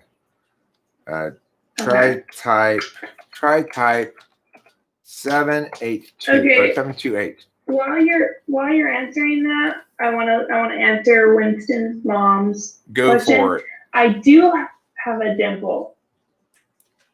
Is the answer. Okay. But so I think it froze out for a second. 728 is called the free spirit, whereas 721 tri-type is called the teacher. So do you identify more with the label teacher or the label free spirit? That's hard. I would say both, probably. Here's the description of free spirit. Direct and caring 7. This 7 is inclined to take charge, especially with an 8 wing, which can be mistaken for an 8. This 7 can be nurturing and likes to help and empower others. Is often of service, can be mistaken for a 2, especially if a social subtype. The core fears are emotional pain, sadness, disappointment, boredom, limitation, being incomplete, missing out, weakness, being controlled, disempowered, humiliated, vulnerable, at the mercy of injustice, worthless, being needy, unappreciated, immutable, and inconsequential. If you are a part of the free spirit archetype, you are caring, innovative, and protective. You want to be helpful, loving, and forward. You are assertive, funny, and outgoing. You like to use your charming and sunny disposition to create an upbeat and positive and action-packed environment. You're also very nurturing to those in your circle of care. Your blind spot is that you can be so focused on keeping everything positive and honest that you can be too aggressive and fail to recognize the importance of difficult emotions. You also keep busy and in motion to avoid painful feelings. That. Spot on. That one. And then one last thing to read here says, your life mission is to be an instrument of change, transforming difficult situations into moments of inspiration. A true free spirit, you're happiest when you are involved with creative projects, on the go, and helping others learn to act on their own behalf. So that's all 782. Now I'm going to read you 781. Where's 781? Why is there no 781? Wait, 712. I'm sorry, 712. That's what I'm looking for. Here it is, the teacher. So this one, the core fears of emotional pain, sadness, disappointment, boredom, limitation, being incomplete, missing out, being wrong, bad, evil, angry, inappropriate, unqualified, corruptible, condemned, worthless, needy, unhelpful, unappreciated, immutable, and inconsequential. Those are core fears. It says that the life mission is to help those in need of guidance, hope, and inspiration. A true teacher, you're happiest when you can use your skills to make learning a creative and enjoyable experience. Your blind spot is you can be so focused on what is appropriate and pleasing, you stop listening to your feelings and rigidly maintain unrealistic ideals. You can be hyper focused on keeping things overly positive and upbeat. I think you're much more like 782 than you are 712. I was gonna say either of those, both of those, probably those core fears are pretty spot on, except the unappreciated one, whatever. I don't really care about that. Like, Okay. but no, I totally think that. I mean, maybe I do. Maybe I do care about that, and it's just like subconscious or whatever. Maybe it's the people pleaser in me that's like, no, I don't care if I'm not appreciated. You know what I'm saying? So, who knows? Yeah, I'd say you're probably a free spirit type. The thing is, I don't think you're as other focused as the teacher type would suggest that type is, because it's like you're other focused when in certain circumstances, but under other circumstances, you're kind of like, fuck them, you know? Right. No, I totally can see that as well. I missed a lot of questions, I think, during that as well. I'm sorry. I saw the chat was kind of going off there, but that's okay. That's anything. So let's see here. I'm going to scroll up and see if I can read you some questions that are towards you as well. The last thing that we looked at was, does she know her Enneagram? Are you second deacon? I don't know what that means. I don't know what that is. I don't know what that means either. Do you have a dimple? You answered that. Do you find yourself trying to be so fair that you tip the scales in the other direction? Good question. Probably yeah, in a way, but I normally am opinionated enough to be like kind of like biased, even when I'm trying to be like fair, quote unquote. You know what I'm saying? Or like depending, even if like I'm moderating someone's situation, that like I already have like my implicit bias or whatever that makes me not already like tipping the scales in one direction. So it's not like, because I'm trying to be so fair that like I go either or. It's more like, like a subconscious bias already. It depends. I mean, I like the question though. Somebody else asked, what's your position on mask mandates? As I have, gotten to nice heated arguments with my own father about, I am totally fine with them. If wearing a mask means that 0.01% fewer people get sick, I will do it. Also, I have cute ones. They have sunflowers on them and cats. I think it's a nice accessory, especially when I don't feel like wearing makeup out of the house, which I'm not wearing any makeup right now. It's good to cover, what's going on. The only problem I have with masks is that when I am wearing makeup, it gets all over the inside, which, if you're a lady, you understand, or if you're a makeup wearer. But no, I think it's totally fine. I have no problem with it. It's a piece of cloth on my face. Really not that big of an inconvenience for me to bitch about, Who would you vote for? Asked David Sanderson. Okay, no arguments here, okay? I don't know, what kind of fan base you got over here. I voted for Joe Biden. No arguments. I'll be angry and I will not join again. I don't think you're going to get in any arguments right now, Delilah. I don't think anybody wants to argue with you. Okay, this is not Delilah hanging out with Eric and Eric wanting to argue with Delilah. This is me being a very proud father and very happy to have you here and grateful that you're here and wanting to hear your answers to questions. That's it. Somebody asked, what kind of questions do you want to be asked? Anything.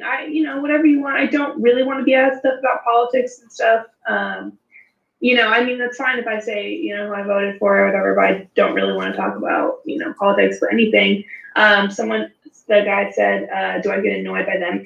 I really don't. I forget they're there. I traveled. I've been on a plane twice during COVID and kept the mask on because I went to New York for 6 hours, actually more like 8 hours, because it was the whole time in the airport, the flight and then the Uber to my best friend's house.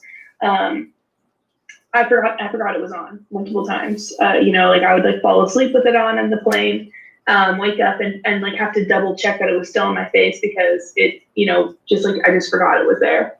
So no, I don't get annoyed by them really at all, unless it's too big or too small and it slips off. It's annoying. I have what's your best Jolly Rancher flavor? The watermelon ones, the green. They're like green. Okay, well, I mean, the watermelon and the green ones are different things. Watermelon is light pink. No. Oh, okay, then that one, yeah. Okay. I have a question, which is, I don't. Who was the boyfriend before your last one? Was that Miguel? No, that was a couple of boyfriends ago, but another thing I don't really want to talk about. I was just, but what I was going to ask specifically is the one before that. What I was going to ask specifically is, can you talk about a quality that you had in a previous boyfriend that you didn't like, that you tried to make sure you didn't see in a new boyfriend? Like, in other words, what have you learned to avoid as red flags for you? Okay, well, like personality wise, controllingness. I used to be kind of like, I don't know if I would say like controlling myself, but like I used to be like a very jealous person.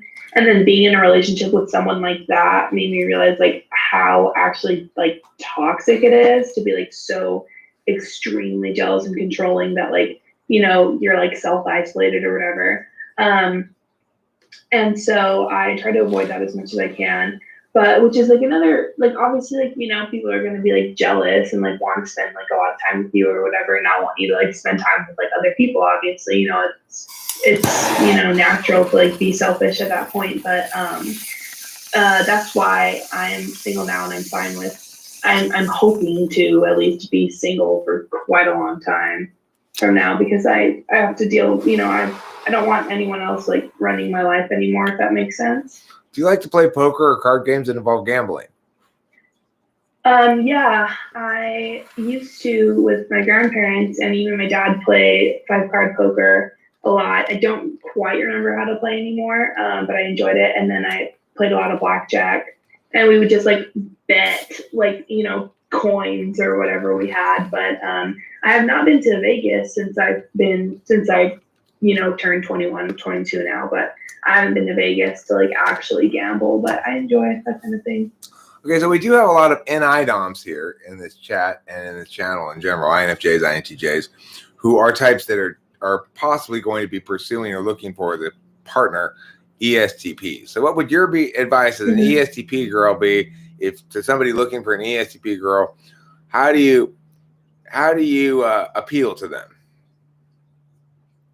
How do so you're telling a guy who's an introverted intuitive. How do you introverted intuitive guy appeal to ESTP girls?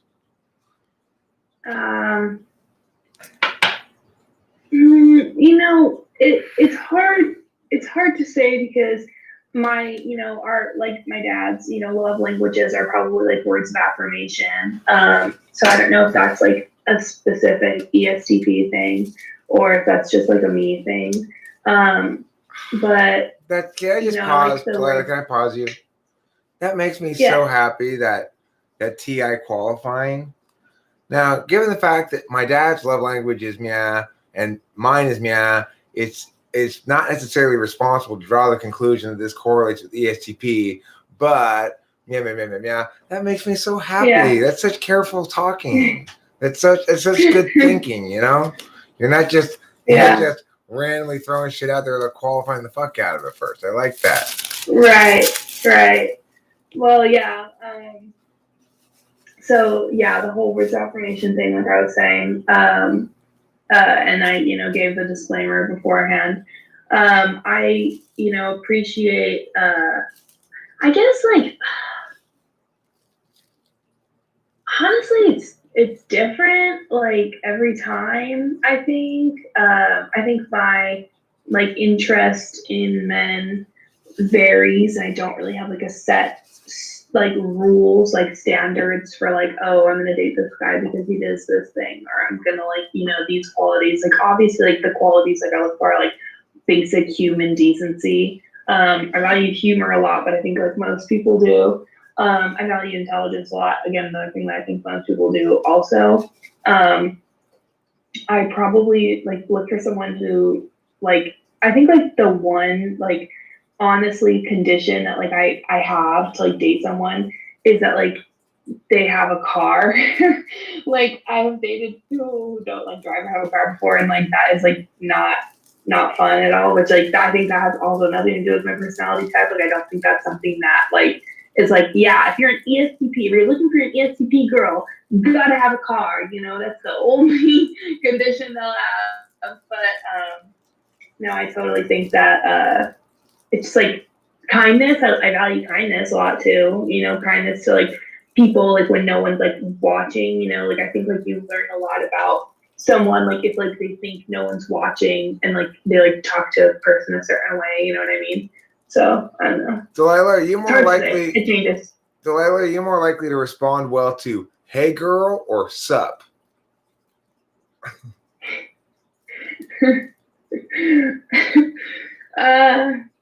Probably neither of those. You know, I'm fine with the old-fashioned hello. Delilah, do you want to have children? I want to watch host Eric become a grandfather, but no pressure.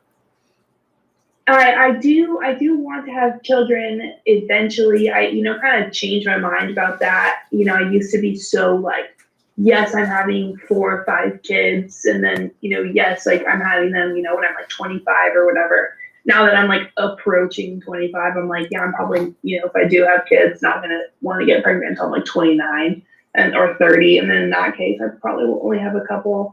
I would love to, but you know, when the time is right, definitely not anytime soon, for sure. Not, I would say like, you know, the earliest I would be like accepting of like having kids is like 27 probably. So you'd have to stick around with the channel for that long, and then there you go. You have some incentive to stay subscribed, I guess. Jason Stokes does ask the logical question, "Hey there, Delilah, what was it like in New York City?"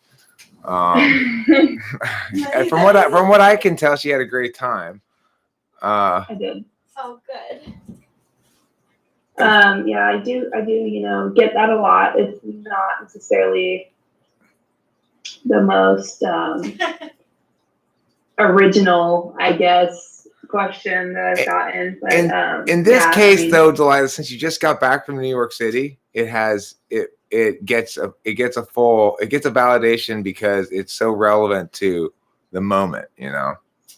Right, yeah, no, 100%. Yeah, you know what? Actually, like no one in New York City when I was there asked me that question. You know what I'm saying? So I mean, there you That's go. good. I'm happy to hear that.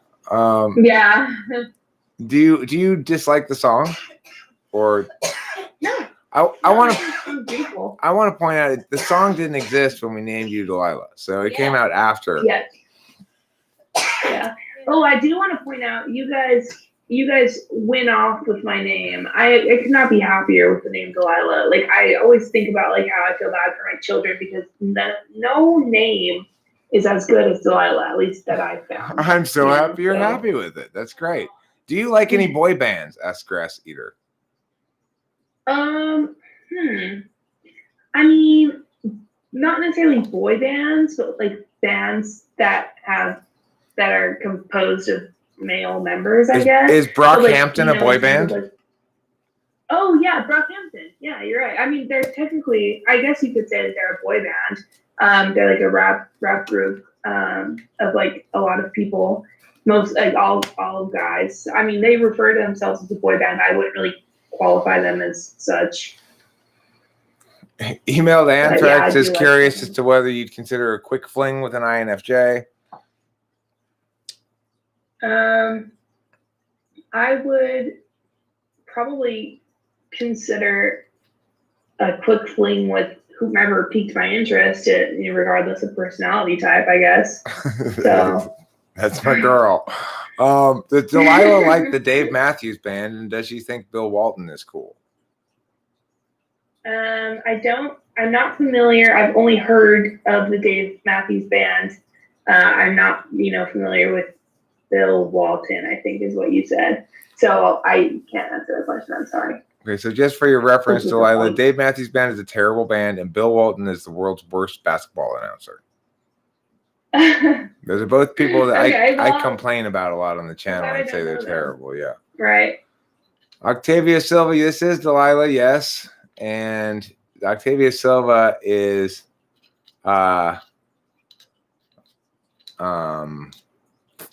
she's maybe your age. I don't know, a little younger maybe. She's helped me out with the channel occasionally. She made a cool chart for me about how I suck. Actually really helped. She put I appreciate that. Hi. Typing sessions. Thank you. Hi. Yeah, you are the same age as Delilah then. She's 22 as well, Octavia Silva. So don't be fooled by the name. She's not a Mexican ranchero. She is instead a bear. Actually, I had a question for Delilah about 23andMe. Mm-hmm. What surprised you most?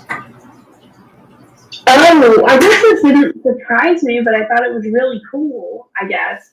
So I've always made this joke because my grandma on my mom's side is a hoarder. So I've always, joked like, "Oh, I got the hoarding gene from grandma. Like I'm a hoarder. Like I have problems getting rid of stuff." And also, when I say hoarder, I don't mean like my room is full of like dead rats and shit. My room's actually rather clean most of the time right now. But I have trouble getting rid of stuff that I don't need or anymore or use at all. Like even like clothes I haven't worn in years. Like I have trouble getting rid of them. And so I always made that joke. And I got my 23andMe and I was looking through like my various like genetic predispositions, and I have a gene for hoarding. Wow. I didn't even know it existed. I think that is so amazing. Like I love that you get that detailed. What countries were you from? Like, what were your main countries? So it's Native American, but it's like America as in the continent. So from Mexico, because like my mom and like my grandma like all got like the same thing, like Native American. But it's not like where I can get like benefits from the government. It's like Native American. Native Mexican, yeah. And Native Mexican, yeah. And then we, Dad, from your side, are 33% German and 33% British. Are you sure that's not from Tom? Well, I mean, it could be, or partially at least, but I feel like I would have more German in me if it was like I feel like I would have more German in me. And so I'm thinking that you and Granddaddy or something are like some British, if that makes sense.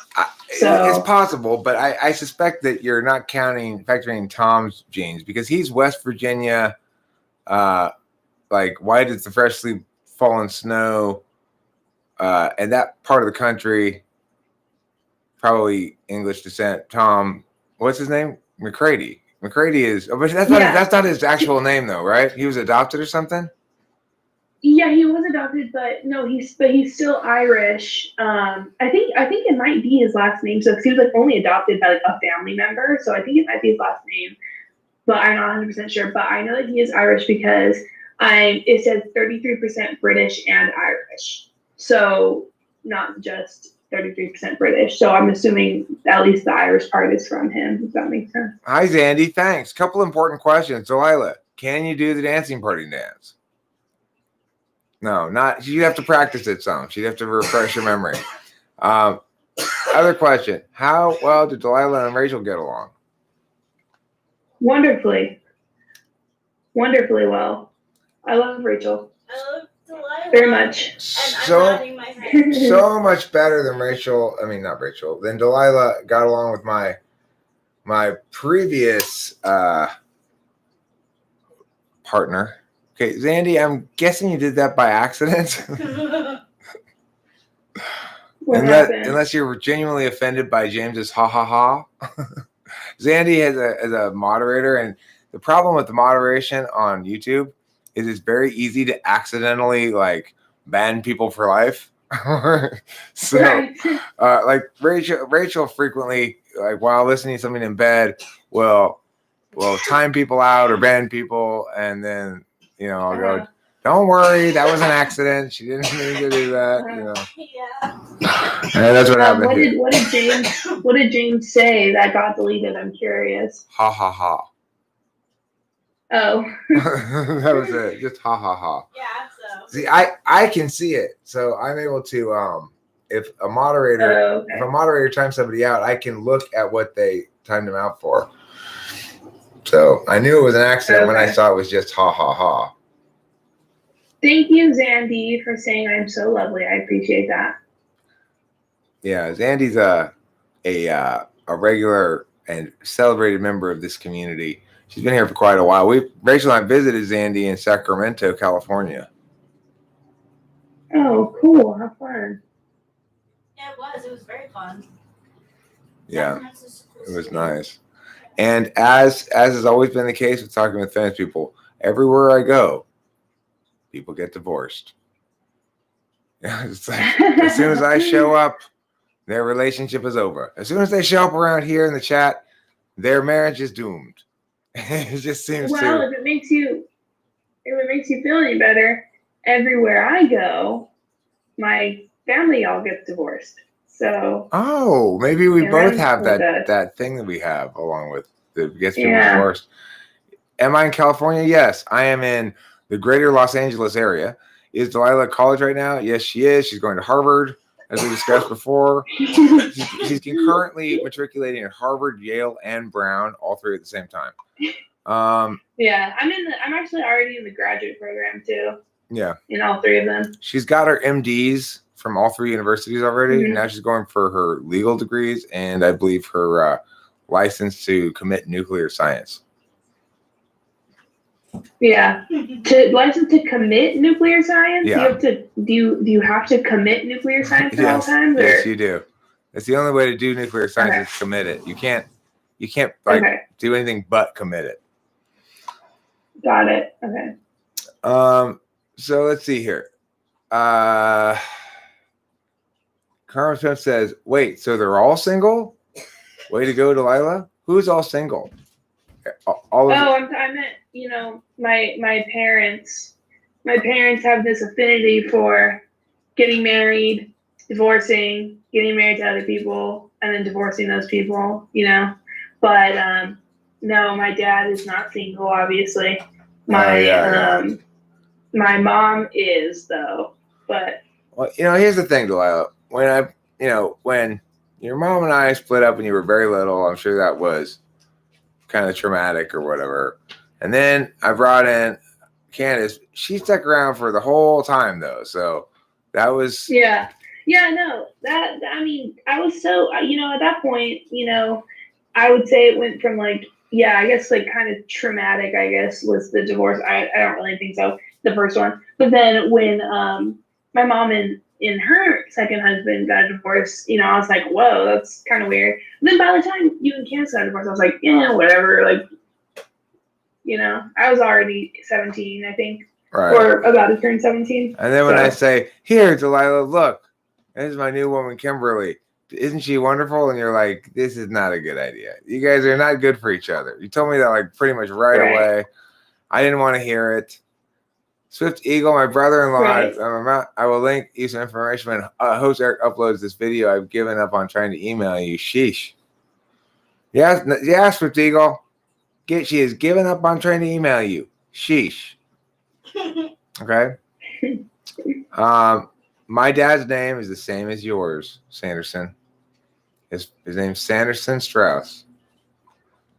That's not actually Sanderson. You were congratulating Delilah on her multiple PhDs. Okay, I understand now. Yeah.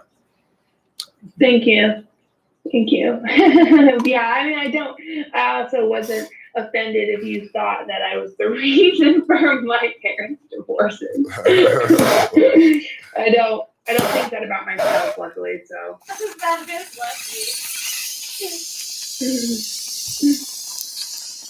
It's kind of surprising because I spent years screaming at you, this is all your fault.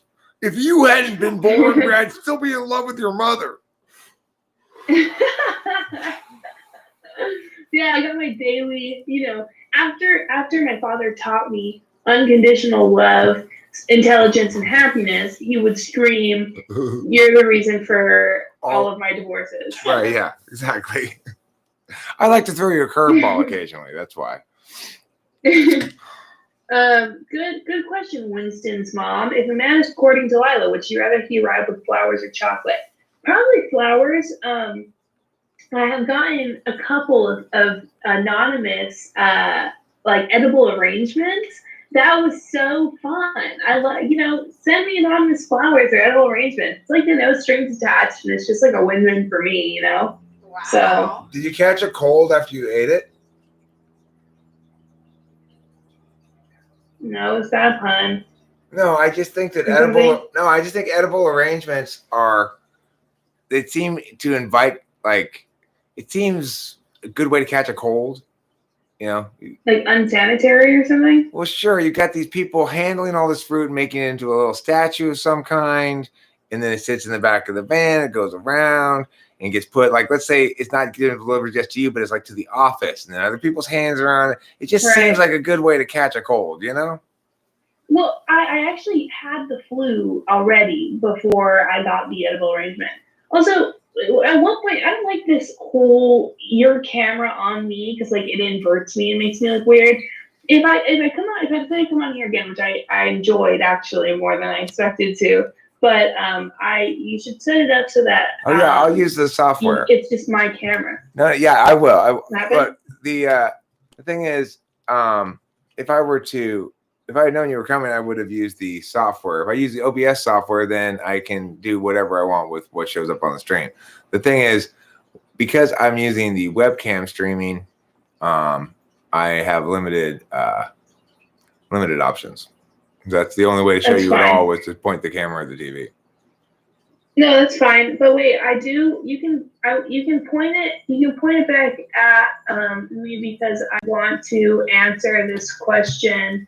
Have you ever beaten someone up? The answer is no, but there's a story, okay?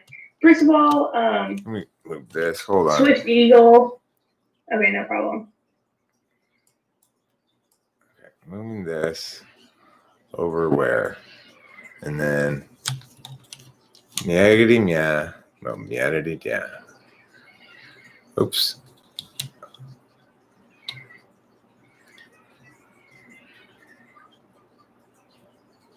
Okay. Is that what we're gonna deal with? How's That's that? Fine. How's that? Yeah, whatever, it's fine. Swift Eagle, I do not have an OnlyFans. Karma's Pimp, I prefer salty, savory snacks. Okay, my question is, have you ever beaten someone up? Emailed Anthrax. I have not, but I have a fun story about a time that I almost did, or like I was going to get into a fight, and this was, one of my favorite really strange, like almost like Twilight Zone type of stories where it's like, did that just really fucking happen? I was eating at Olive Garden with my friend, and I had actually just come from a workout. So also I think you tabbed out, but that's okay. My bad. It's nice and Inception-y right now. I'm fixing it. Don't worry. Sorry. My bad. I'm fixing it. I'm trying to fix it. Inception-y, I like that. There we go. That's okay. This is fine. Okay. So I like just come from a workout, and obviously like you have all of your fucking adrenaline, obviously. So I had all this adrenaline. And I had eaten my Olive Garden. I was with my friend, and we were like leaving the Olive Garden parking lot, and like I like going 5 miles an hour. Like everyone was going like 5 miles an hour. I just like cut this lady off. I didn't even know this. Like I was probably like, getting my seatbelt buckled in and everything like that. And I was like, put on my hand. I was like, oh, I'm sorry, sorry about that. Like, I'll apologize. Obviously, that was totally my fault. So then she pulls up next to me, and she has, like, the girl in the front seat was like, just like gesturing. And I was like, oh, I'm so sorry. And the girl in the front seat was like, oh, it's okay. And then the girl in the passenger seat was like, learn how to fucking drive. What the fuck are you doing? Blah, blah. And I was like, dude, I'm trying to say sorry. I was like, I'm apologizing. Like, yeah, going 5 miles an hour, I cut you off. Like, literally, it's not that big of a deal, whatever. And she just starts, like, yelling at me, like, she's like, let's fucking go. Like, I'll beat your ass. And I was like, okay, I guess this is the mood we're going for right now. Obviously, at first I tried to be calm. And so I, like, stepped out of my car. And I was like, okay, let's fucking go. Like, come on. Like, I want to see you try. Like, I literally just came from a workout. Like, I still have it in me, And so I got out of the car, and she had like an ice cream cone in her hand. And first of all, it was like full. She like threw it at my car and missed my car. But when I saw it, I was like, okay, she hit my fucking car. Like, fine, I'm gonna go beat her ass or whatever. So I started walking around my car and go to the side of her car where it's she's in the front seat, and of course we're like yelling at each other. It's not as calm as I am retelling the story. She's like, I'll beat your fucking ass. And I was like, you're all fucking tough, like yelling at her, like, let's go then. So I start walking up there and I'm like tying my hair up, like getting ready for this fight, and she goes, I'm pregnant and I'll fuck you up. And I was like, and I started backing away, and I was like, whoa. And I was just like, how possibly ghetto can you be trying to fight someone in the Olive Garden parking lot when you're pregnant? And you wasted your ice cream in this process. She really did. That's a takeaway right there. She threw her ice cream. She tried to get you by throwing the ice cream. Instead, she just threw her ice cream on the ground is all that happened. So anyway, I want to point out, I'm pretty sure Swift's ego, when he asked about the OnlyFans, was asking me if I had an OnlyFans, and the answer is no. Okay. I'm sorry, I don't. I know people want to look at me in the nude, but that's not how I roll. Genexial asks, on a scale of 1 to woke, how woke is your dad?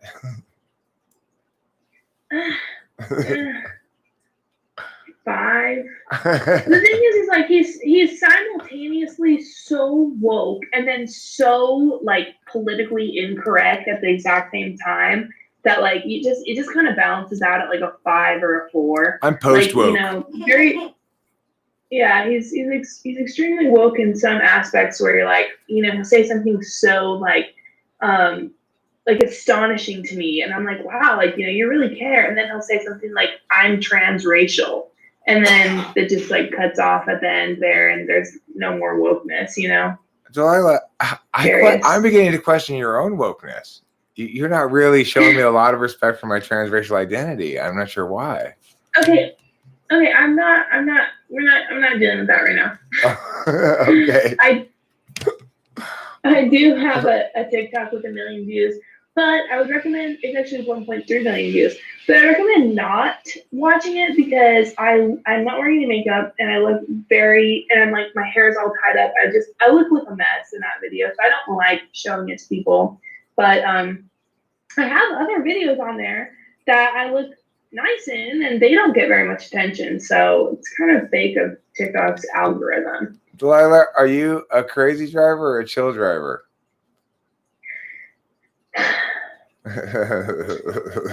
Crazy, but as safe as crazy can be, and I'm a very good driver, and don't let anyone, including my dad, tell you otherwise. No, I mean, the thing is, I remember, Delilah has sort of almost willfully learned lessons from things. There was, she used to drive super crazy. She got pulled over, got a ticket, and then she chilled out, and then, she starts creeping again. She starts getting a little faster, and then maybe something happens. She sees a cop, she'll slow down. She's like, she drives like I drove when I was her age, basically, I think. Which is probably more, she's probably better than me. She's probably more responsible than me about it. No, 100% I am. My dad was the craziest driver to ever exist. And then he became the most boring driver and the slowest grandfather driver I've ever seen. I followed him in my car today for a maximum of 5 minutes, and I was like, no, I can't deal with this. Let me briefly turn my light on because it's getting dark and the lighting's kind of awkward. So I'm gonna step away for about 1 millisecond. Okay. He knows lighting like Mariah Carey knows lighting. This is it. Wow. Lighting is back on. Look at that. So well lit. Cute.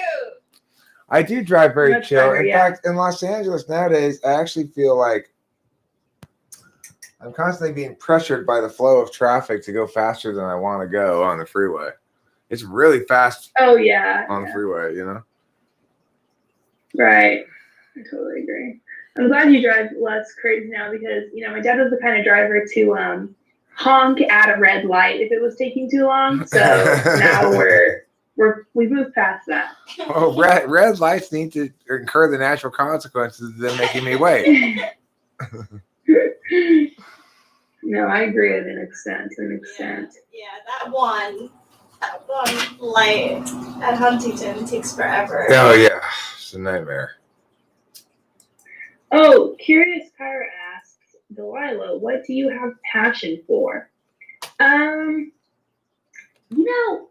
don't know is the answer. I don't know. I find myself, suddenly feeling passionate about certain projects and then losing that quickly. Trying to think what has persevered though. I think I, have a passion for, passion for learning things in a sense where I really enjoy learning new things and being challenged, but I don't enjoy the way school does it. You know what I'm saying? So I'm not passionate about school, but I have a passion for learning things. It just has to be in my own best learning styles, if that makes sense. Yeah. I don't know, I'm not passionate. I'm not passionate about much until I realize I'm passionate about something, and then that's how it goes generally. So how are you handling the lack of engagement correlating with the shutdown because of the COVID stuff? I mean, did it bug you right away, or were you comfortable with it at first? No. Yeah, I was comfortable with it at first, totally. And then, at some point during the actually, it's not something I generally talk about. So it's interesting you brought it up.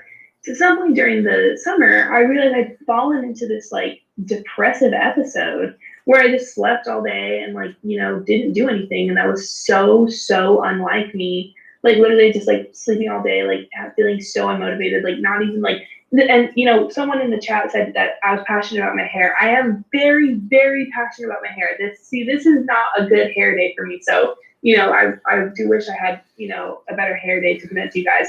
But this is like what was a huge indicator of how much, being in the quarantine thing really bothered me is I stopped caring about my hair. And I was like, oh my God, something's wrong. But I've come out of that. We've emerged. I definitely wouldn't be here if I was still in that weird phase of my life. But we've emerged. The weird thing is, Delilah, same fucking thing with me. It took me a while to realize what was happening, but then it's like, oh, I think I'm depressed or something. And oh my God, yes. And it's like the only conclusion I could eventually come to is, okay, it's because of this whole shift in the world and COVID and stuff. But I too have since emerged from it and feeling pretty cheerful. And things seem to be moving. Even though things are different, they're moving through different channels now. It feels like history is, Mm-hmm. Spot on. No, 100% spot on. Yeah, it's exactly the same thing. Like me being one day like, oh, maybe I'm depressed or something. Like those words exactly. But yeah. There's a question here that says, what's your learning style? It's hard. That's really, I had a feeling when I said that. I had a feeling when I said, it has to be my learning style that I would get that question and not know how to answer it. It has to be a kind of interactive, I guess. Like I like to learn from like being challenged, but like not being challenged on like write this research essay, like more being challenged on like I've been really enjoying, like I was talking to my dad earlier, watching Jeopardy. And at first I would get frustrated because I didn't, know a lot of the answers. They wouldn't be able to come to me quickly enough. And then I was like, oh no, like I really like this challenge. I like, being presented with things that I don't instantly know the answer for.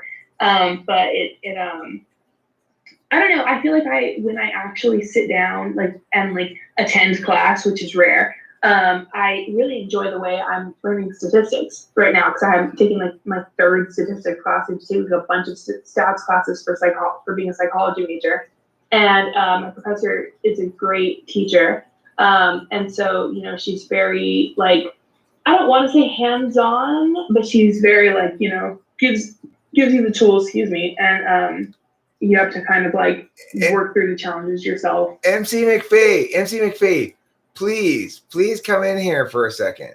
Please, MC McPhee. This is the lady I was telling you about, Delilah.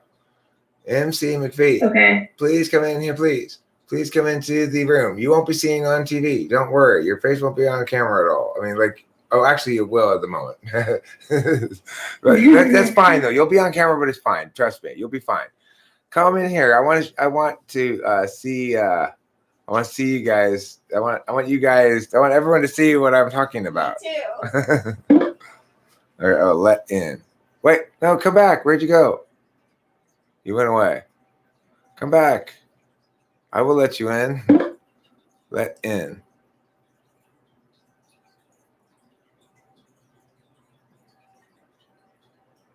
MC McPhee. There she is. Okay. Hello.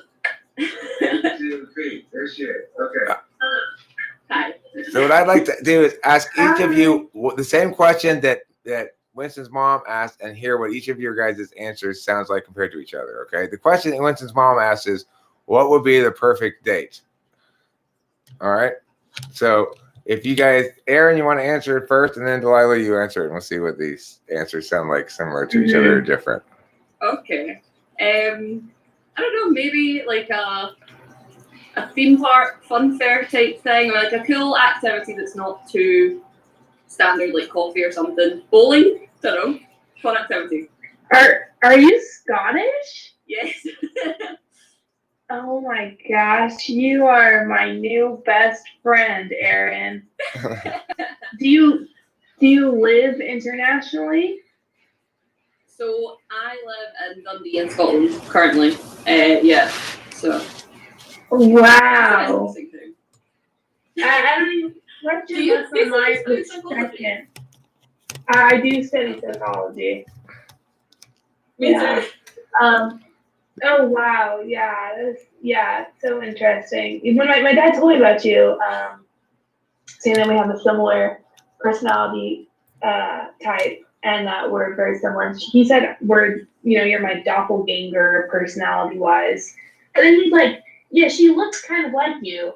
And I'm looking at you, and you're very, very beautiful, but we don't look alike at all. That's I not you. don't really want my dad. Yeah, there's What was that? but like maybe it's a matter. Yeah. Well, okay, look. Yeah. The mannerisms. I agree that you don't have the same, like, you wouldn't mistake one of you for the other, but it's also the case that you've got the same overall shape.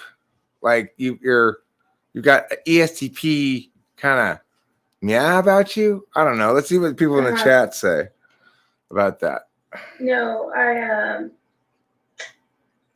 I totally sorry, I'm trying to look at the chat too. But yeah, no, I was thinking the same thing. Similar face shape, and your mouth. I was gonna say similar smile thing too, because obviously just like do you know your big three of your signs astrology wise? Or do you know what that is? Okay, I think I actually do. So my I think is it normal one, like sun sign, Yeah. Leo? Yeah. You're Leo. Then the moon one is Uh-huh. Cancer. And is it called the sun? The rising. Rising. Is Sagittarius. That is so interesting. Because wow, that's interesting. I don't. Do you find yourself wanting to cry a lot but not crying? But not crying. Interesting that you say that. I'm not a big crier, so I do kind of, whenever it does come up, I'm kind of like, no, this isn't gonna happen. Right.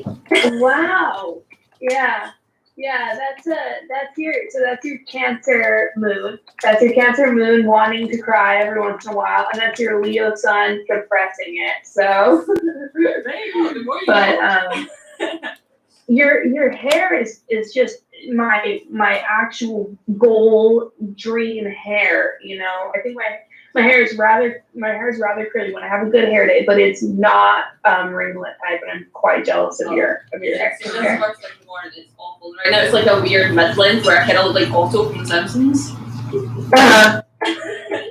No, it looks great. I'm very jealous of your hair. But I like your hair color. That's her natural hair yeah, color. yeah, my She was hair- born with that. No, it's She's purple. naturally It's purple. purple if you can.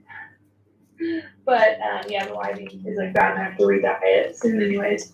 But to go back and answer your question, Dad, I was just asked this question the other day, what my ideal date is, and the answer, another dissatisfying one, I don't know. But probably, something not like the typical, like, 'cause I can find so many like faults with like basically like any date, like, dinner dates or like movie dates or whatever, like especially for first dates, that's like not, my ideal one. So it would be something different than that for sure. Like something nice. Something Okay, different. I don't know. I want to play the dating game. Okay, I'm going to present 3 bachelors, and each of you guys tell me which bachelor you take. Okay, and he's going to offer you. This is the Okay. date he wants to take you on. All right, bachelor number 1.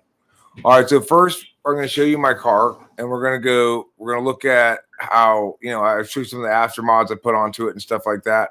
We're going to drive down to the mini golf course.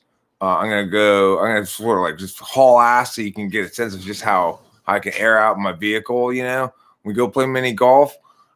First hole, second hole, I'm going to just sort of like watch you, and then I'm going to say, okay, hey girl, I'm going to go over and try it like this. I'm going to just, get up behind you and show you how to hit that ball, girl. And anyway, things proceed from there. That's bachelor number 1, okay?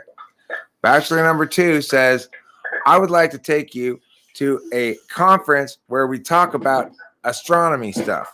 That is to say, we're going to discuss a coming comet and how it has a 0.0001 chance of hitting the Earth and what we might do about it if it were to actually be able to hit the Earth and stuff like that. They're going to be supposing all about that. And then afterwards, I'm going to take you out for ice cream. Bachelor number 3, he says, I just want to go and sit with you in the park with a picnic, and I want to talk with you. I'm going to bring a guitar. I'm going to strum a song for you. And afterwards, I'm just going to take you home, drop you off, and maybe pat you on the back as a gentle way to segue into physical contact. Which bachelor do you want? Aaron, wait, no. On the count of 3, I want you to hold up which fingers, with like the numbers, like in your fingers, so we can see if we got the same one. Okay. Okay, but can I hear 2 again? Because I had this with my camera for a second there. I didn't hear what 2 was. Okay, number 2 wants to take you to a symposium, a conference about astronomy. That's specifically about a comet that will be coming in a year or 2 that'll have a 0.0001 chance of hitting the Earth, but it's specifically about what we would do if it were to have a higher chance of hitting the Earth, and if we were to have to intervene, how we might intervene, different strategies. And then afterwards, I'm going to take you out for ice cream. Okay, so I'm going to count to 3 and then hold up which one. Okay, ready? Okay. I think this is an obvious choice here, but okay, ready? 1, 2, 3. 2? You're going to go to the boring science thing? You're going to the boring science thing? It's not boring. It's not even boring. Okay. What if Bachelor 4 wants to take you to have dinner with his family? On a first date? First date, yeah. No. What if mom's a great cook though? What if mom's a really great cook? No. The only way I'd go to Bachelor number 4's house is if his parents were like Gordon Ramsay and some other famous chef. Julia Child? Yeah. Yeah, I'll go to Gordon Ramsay and Julia Child's house for dinner on a first date. Okay. Let's see if there are any questions here in the old chatteroo for the ladies here in attendance, ESTP women. Karma's Pimp got their message deleted by the Google moderator team. Ooh, I wonder what you did, Karma's Pimp. It has been. It must have said something very, very racist. Okay, let's see. I see everybody in the chat is arguing with each other as usual and not paying any attention to us. That's how it goes.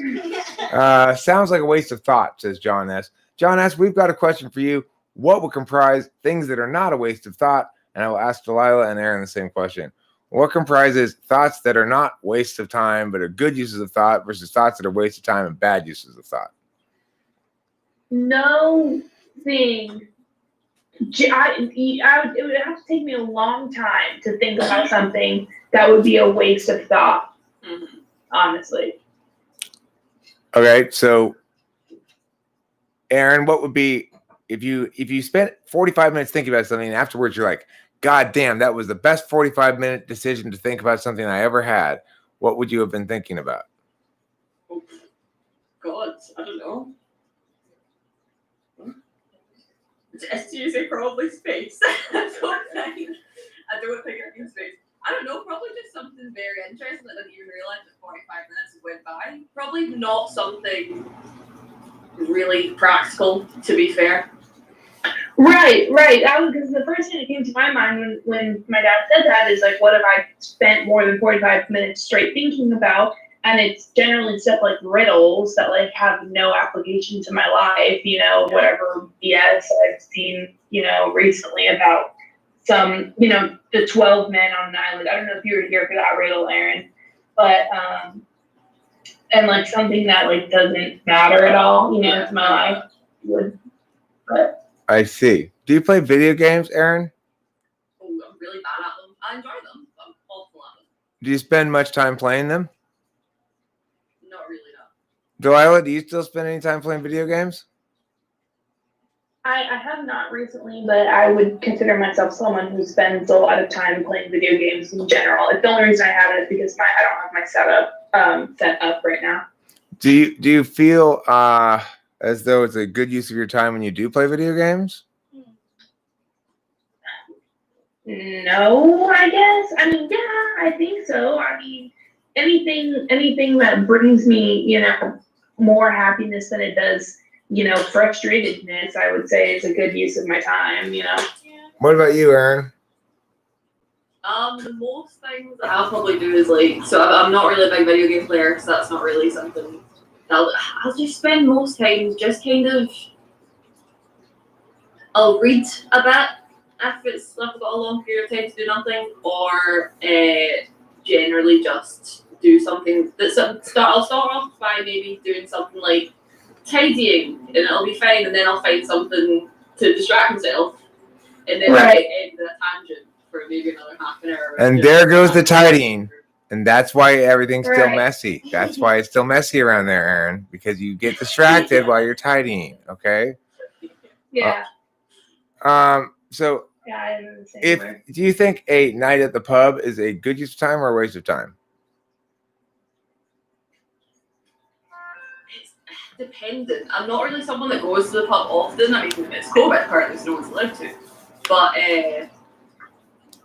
I think if you run the right people, it can be fun. And I think every now and then you need it as a stress reliever. And I phrase it like that because Aaron is from another country, Delilah. But to translate for you, how do you feel about a night at the bar? Is it a good use of time or a waste of time? Sorry, it cut out for a little bit, so but I do understand the translation.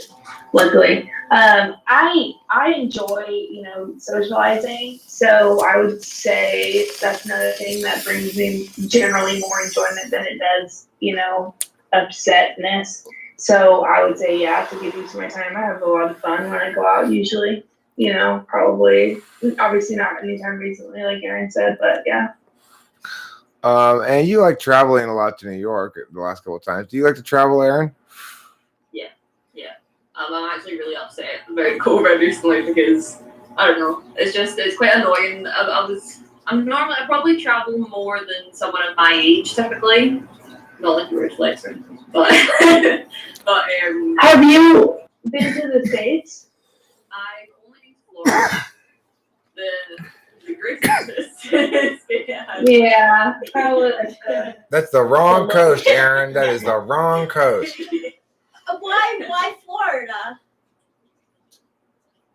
What did Rachel say? She said, why Florida? Is it because of your passion for oranges? Oh, yeah, love them. No, I think it was just when I was younger because obviously all the parks and it's super family friendly and stuff.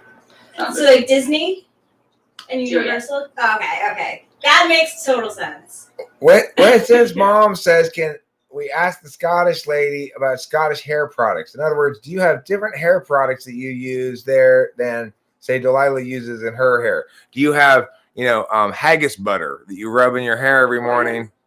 We get the sheep once and we just pull it down.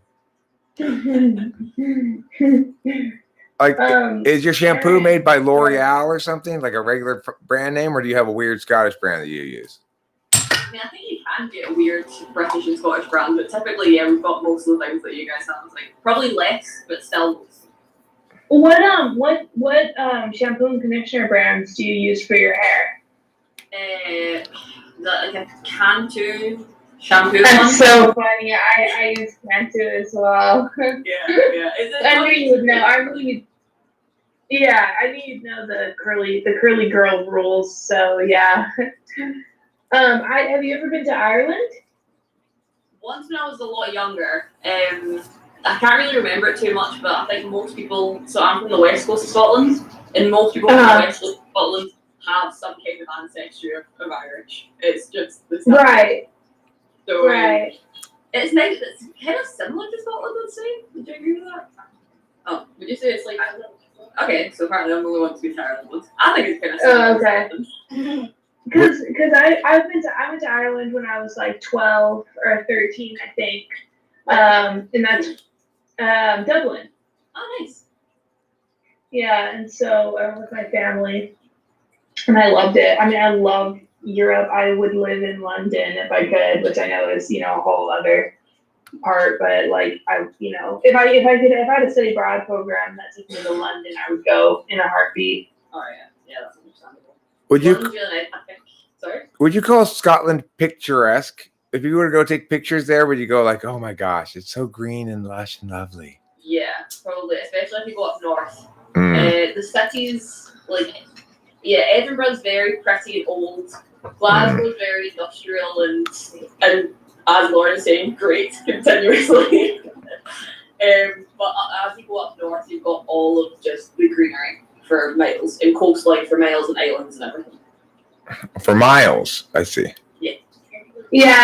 I was thinking maybe you were. I thought maybe you were excluding women from the coastline. I wasn't sure. Yeah, she's throwing in her misogyny in there. She's just being misogynist. Can you sum up Scotland in 10 words? That's an interesting challenge. Can you sum up all of Scotland in 10 words? Sum up Scotland in 10 words. Okay, wow. Pretty, very pretty. Now, it has to be a complete sentence. Oh, that's what the complete sentence. I'm changing the rules, but I like it better, but it has to be a complete sentence as well.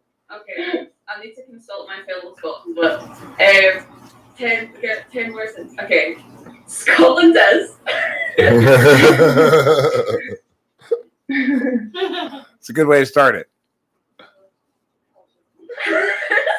Lord has just came up with. Do you want to say it? Scotland is the best country ever on the planet. Also. So yeah, that's the hot take. Aaron, someone in the chat asked if you can do an American accent and I can do a Scottish accent. I want to hear you do the American accent before I completely embarrass myself in front of everyone. Oh, this is gonna be awful. Okay, so I know you guys have a lot of different accents because there's a lot of you. She's right. So, what kind of sentence is easy to say for a Scottish person in an American accent? Okay, well, I'll give you a sentence, and you can just emulate my voice. Okay, just like copy me. That's what I'm planning on doing for you. Okay. Okay, let's try it. It's currently 75 degrees in California. Okay. It's currently 75 degrees in California. Wow, that's pretty good. That's pretty damn good. Great. That was. No, it was great. Try this. You've put too much maple syrup on my pancakes. You put too much maple syrup on my pancakes. It's pretty good, yeah. Another. All right. Now, Aaron, give Delilah a Scottish sentence and see if she can imitate yours. Oh my God, I don't know if I want to do this actually. I want to try. Okay. Got this, Delilah. People in Scotland Yeah, Dad, you like can do to it. eat haggis. Say it again. People in Scotland like to eat haggis. Say it one more time. People in Scotland Scotland like to eat haggis? People in Scotland like to eat haggis. Something like that. Study that very well. Well, I was trying to get Yeah, people. yeah. See, the people sounds basically the same as an American people. Say the word people, it Aaron. does. Say the word people. People, is Yeah, people. You say people basically like we say people. But they say it more like people than we do. Like we say like people, they say like people. it? Yeah. Yeah, I'm trying to think if there's any words that differ greatly. Oh yeah, we've got R issues. So like Carl, we can't say that name. Carol. What do you just say? Call? We say like Carol. Carl. So if I were to ask you to say, "Hey, can you twirl and swirl around the world, girl?" Say that. Can you twirl and swirl around the world, girl? Can you twirl and swirl around the world, girl? It's so bad to do a Scottish accent. Girl is another kind of hard one for Scottish accents. Girl. Girl. One question is, what does BRAGH mean? B-R-H. I think it's something before the R-H. BRAGH. BRAGH. Oh, go bra. That's Irish? Sorry. Oh. Aaron go bra. Aaron go bra. I don't know what Gobra means. It's like good luck to No, you like or Aaron something. Aaron means Ireland. No, but Aaron means Ireland. Yeah, it's a But Aaron go bras. yeah. She's right. Aaron's right. It's Irish. Yeah. Hmm. Aaron go I've bra. been told more than enough Aaron go braless on St. Patrick's Day. That's exactly me too. Me too. On St. Patrick's Day, people say Aaron go bra. I'm like, okay, Aaron go bra, but I don't know what it means. What's the current hottest fad or trend in Scotland right now? Is it pogs? Rollerblading and skateboarding is awful. Rollerblading and skateboarding? Yeah. That's here. That's like a whole like TikTok from Yeah, that's you a know, whole it's like a Yeah. I was But briefly it's roller really Scottish skating. happening. Independence is a big topic. Are you a TikTok user as well, Aaron? I have it and I use it on occasion. I'm not really like I'm not really good at it, if you can say. Yeah, I couldn't figure out how to use it because I was trying to get it to work on the PC. I guess it's maybe native to the phone. Mm-hmm. Being an old person, I don't like phones. I prefer computers. My fingers are not. You have to have been born after a certain date for your fingers to work poking things on the phone without pushing too many wrong things at the same time. It's because my dad texts like this. Yeah, I do. Of course. Of course I do. And no, you're supposed to text like this. Okay, well, I hate using my phone is the bottom line. Yeah, he does. Yeah, he does hate using his phone. He hates responding to his daughter is what he hates. No, I love responding to my daughter. I just That's don't true. look at my phone often enough. The text message. As soon as I see you contact me, I'm like, call her back right away. Yeah, that's the truth. Yeah. No, I believe you. I believe you. I was making a joke. You just respond late usually and stuff like that. Aaron, you've been accused of being a fake Scot. What's the difference between a real Scot and a fake Scot? I want to know. How can you tell? This is the fight. This is the This is drama. the fight from the Highlands. Who is saying that with Scott? It is Karma's Karma's pimped. Yeah. Becky. This is Real Housewives of Glasgow. I mean, I'm happy for it. That seems fun. Oh, she came over to my house and she said I wasn't a real Scot. That's where I draw the line. I just found out that I have relatives from 23andMe in Glasgow. So Yeah. Rachel's got a little bit of Glasgowian in her. Yeah, we actually we've done a 23andMe thing, but we found our DNA's lost in the mail. Oh, yeah. Lost in the mail? It takes a long time. It takes a long time. It took mine like 3 weeks or something after I mailed it in. It took a long time for sure. Yeah, it That's does. good. That's reassuring.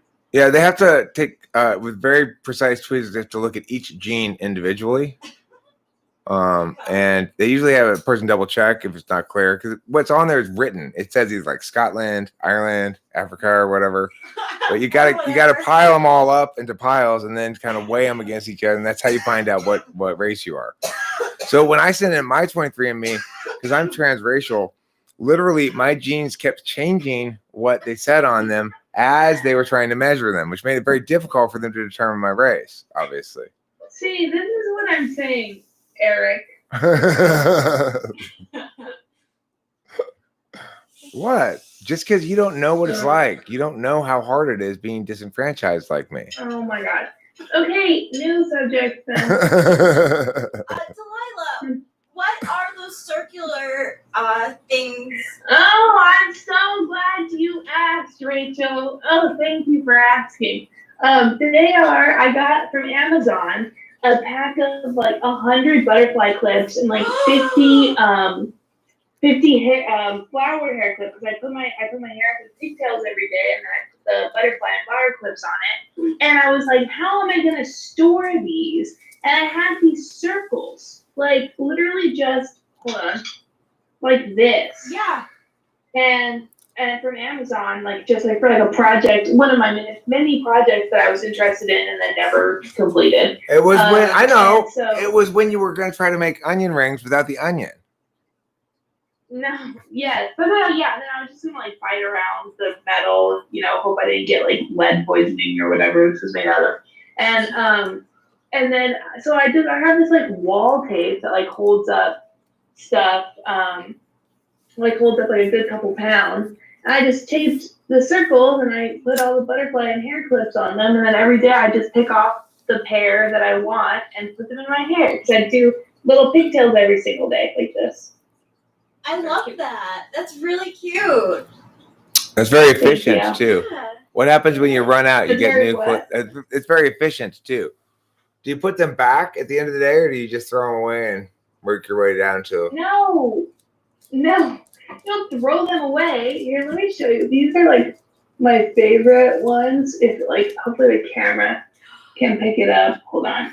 It's like this. Oops, I'm using a little more like this. Those are Yeah, adorable. and so I know, and so then they're not like disposable hair clips, just like that.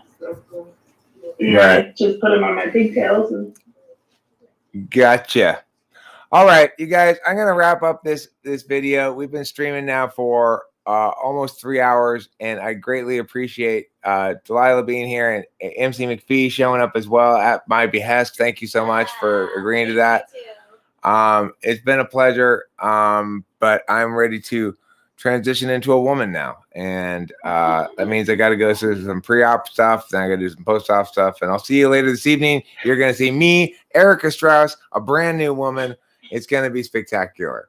Thanks for being here. Okay. Don't forget to eat plenty of cheese. End stream. All right, cool.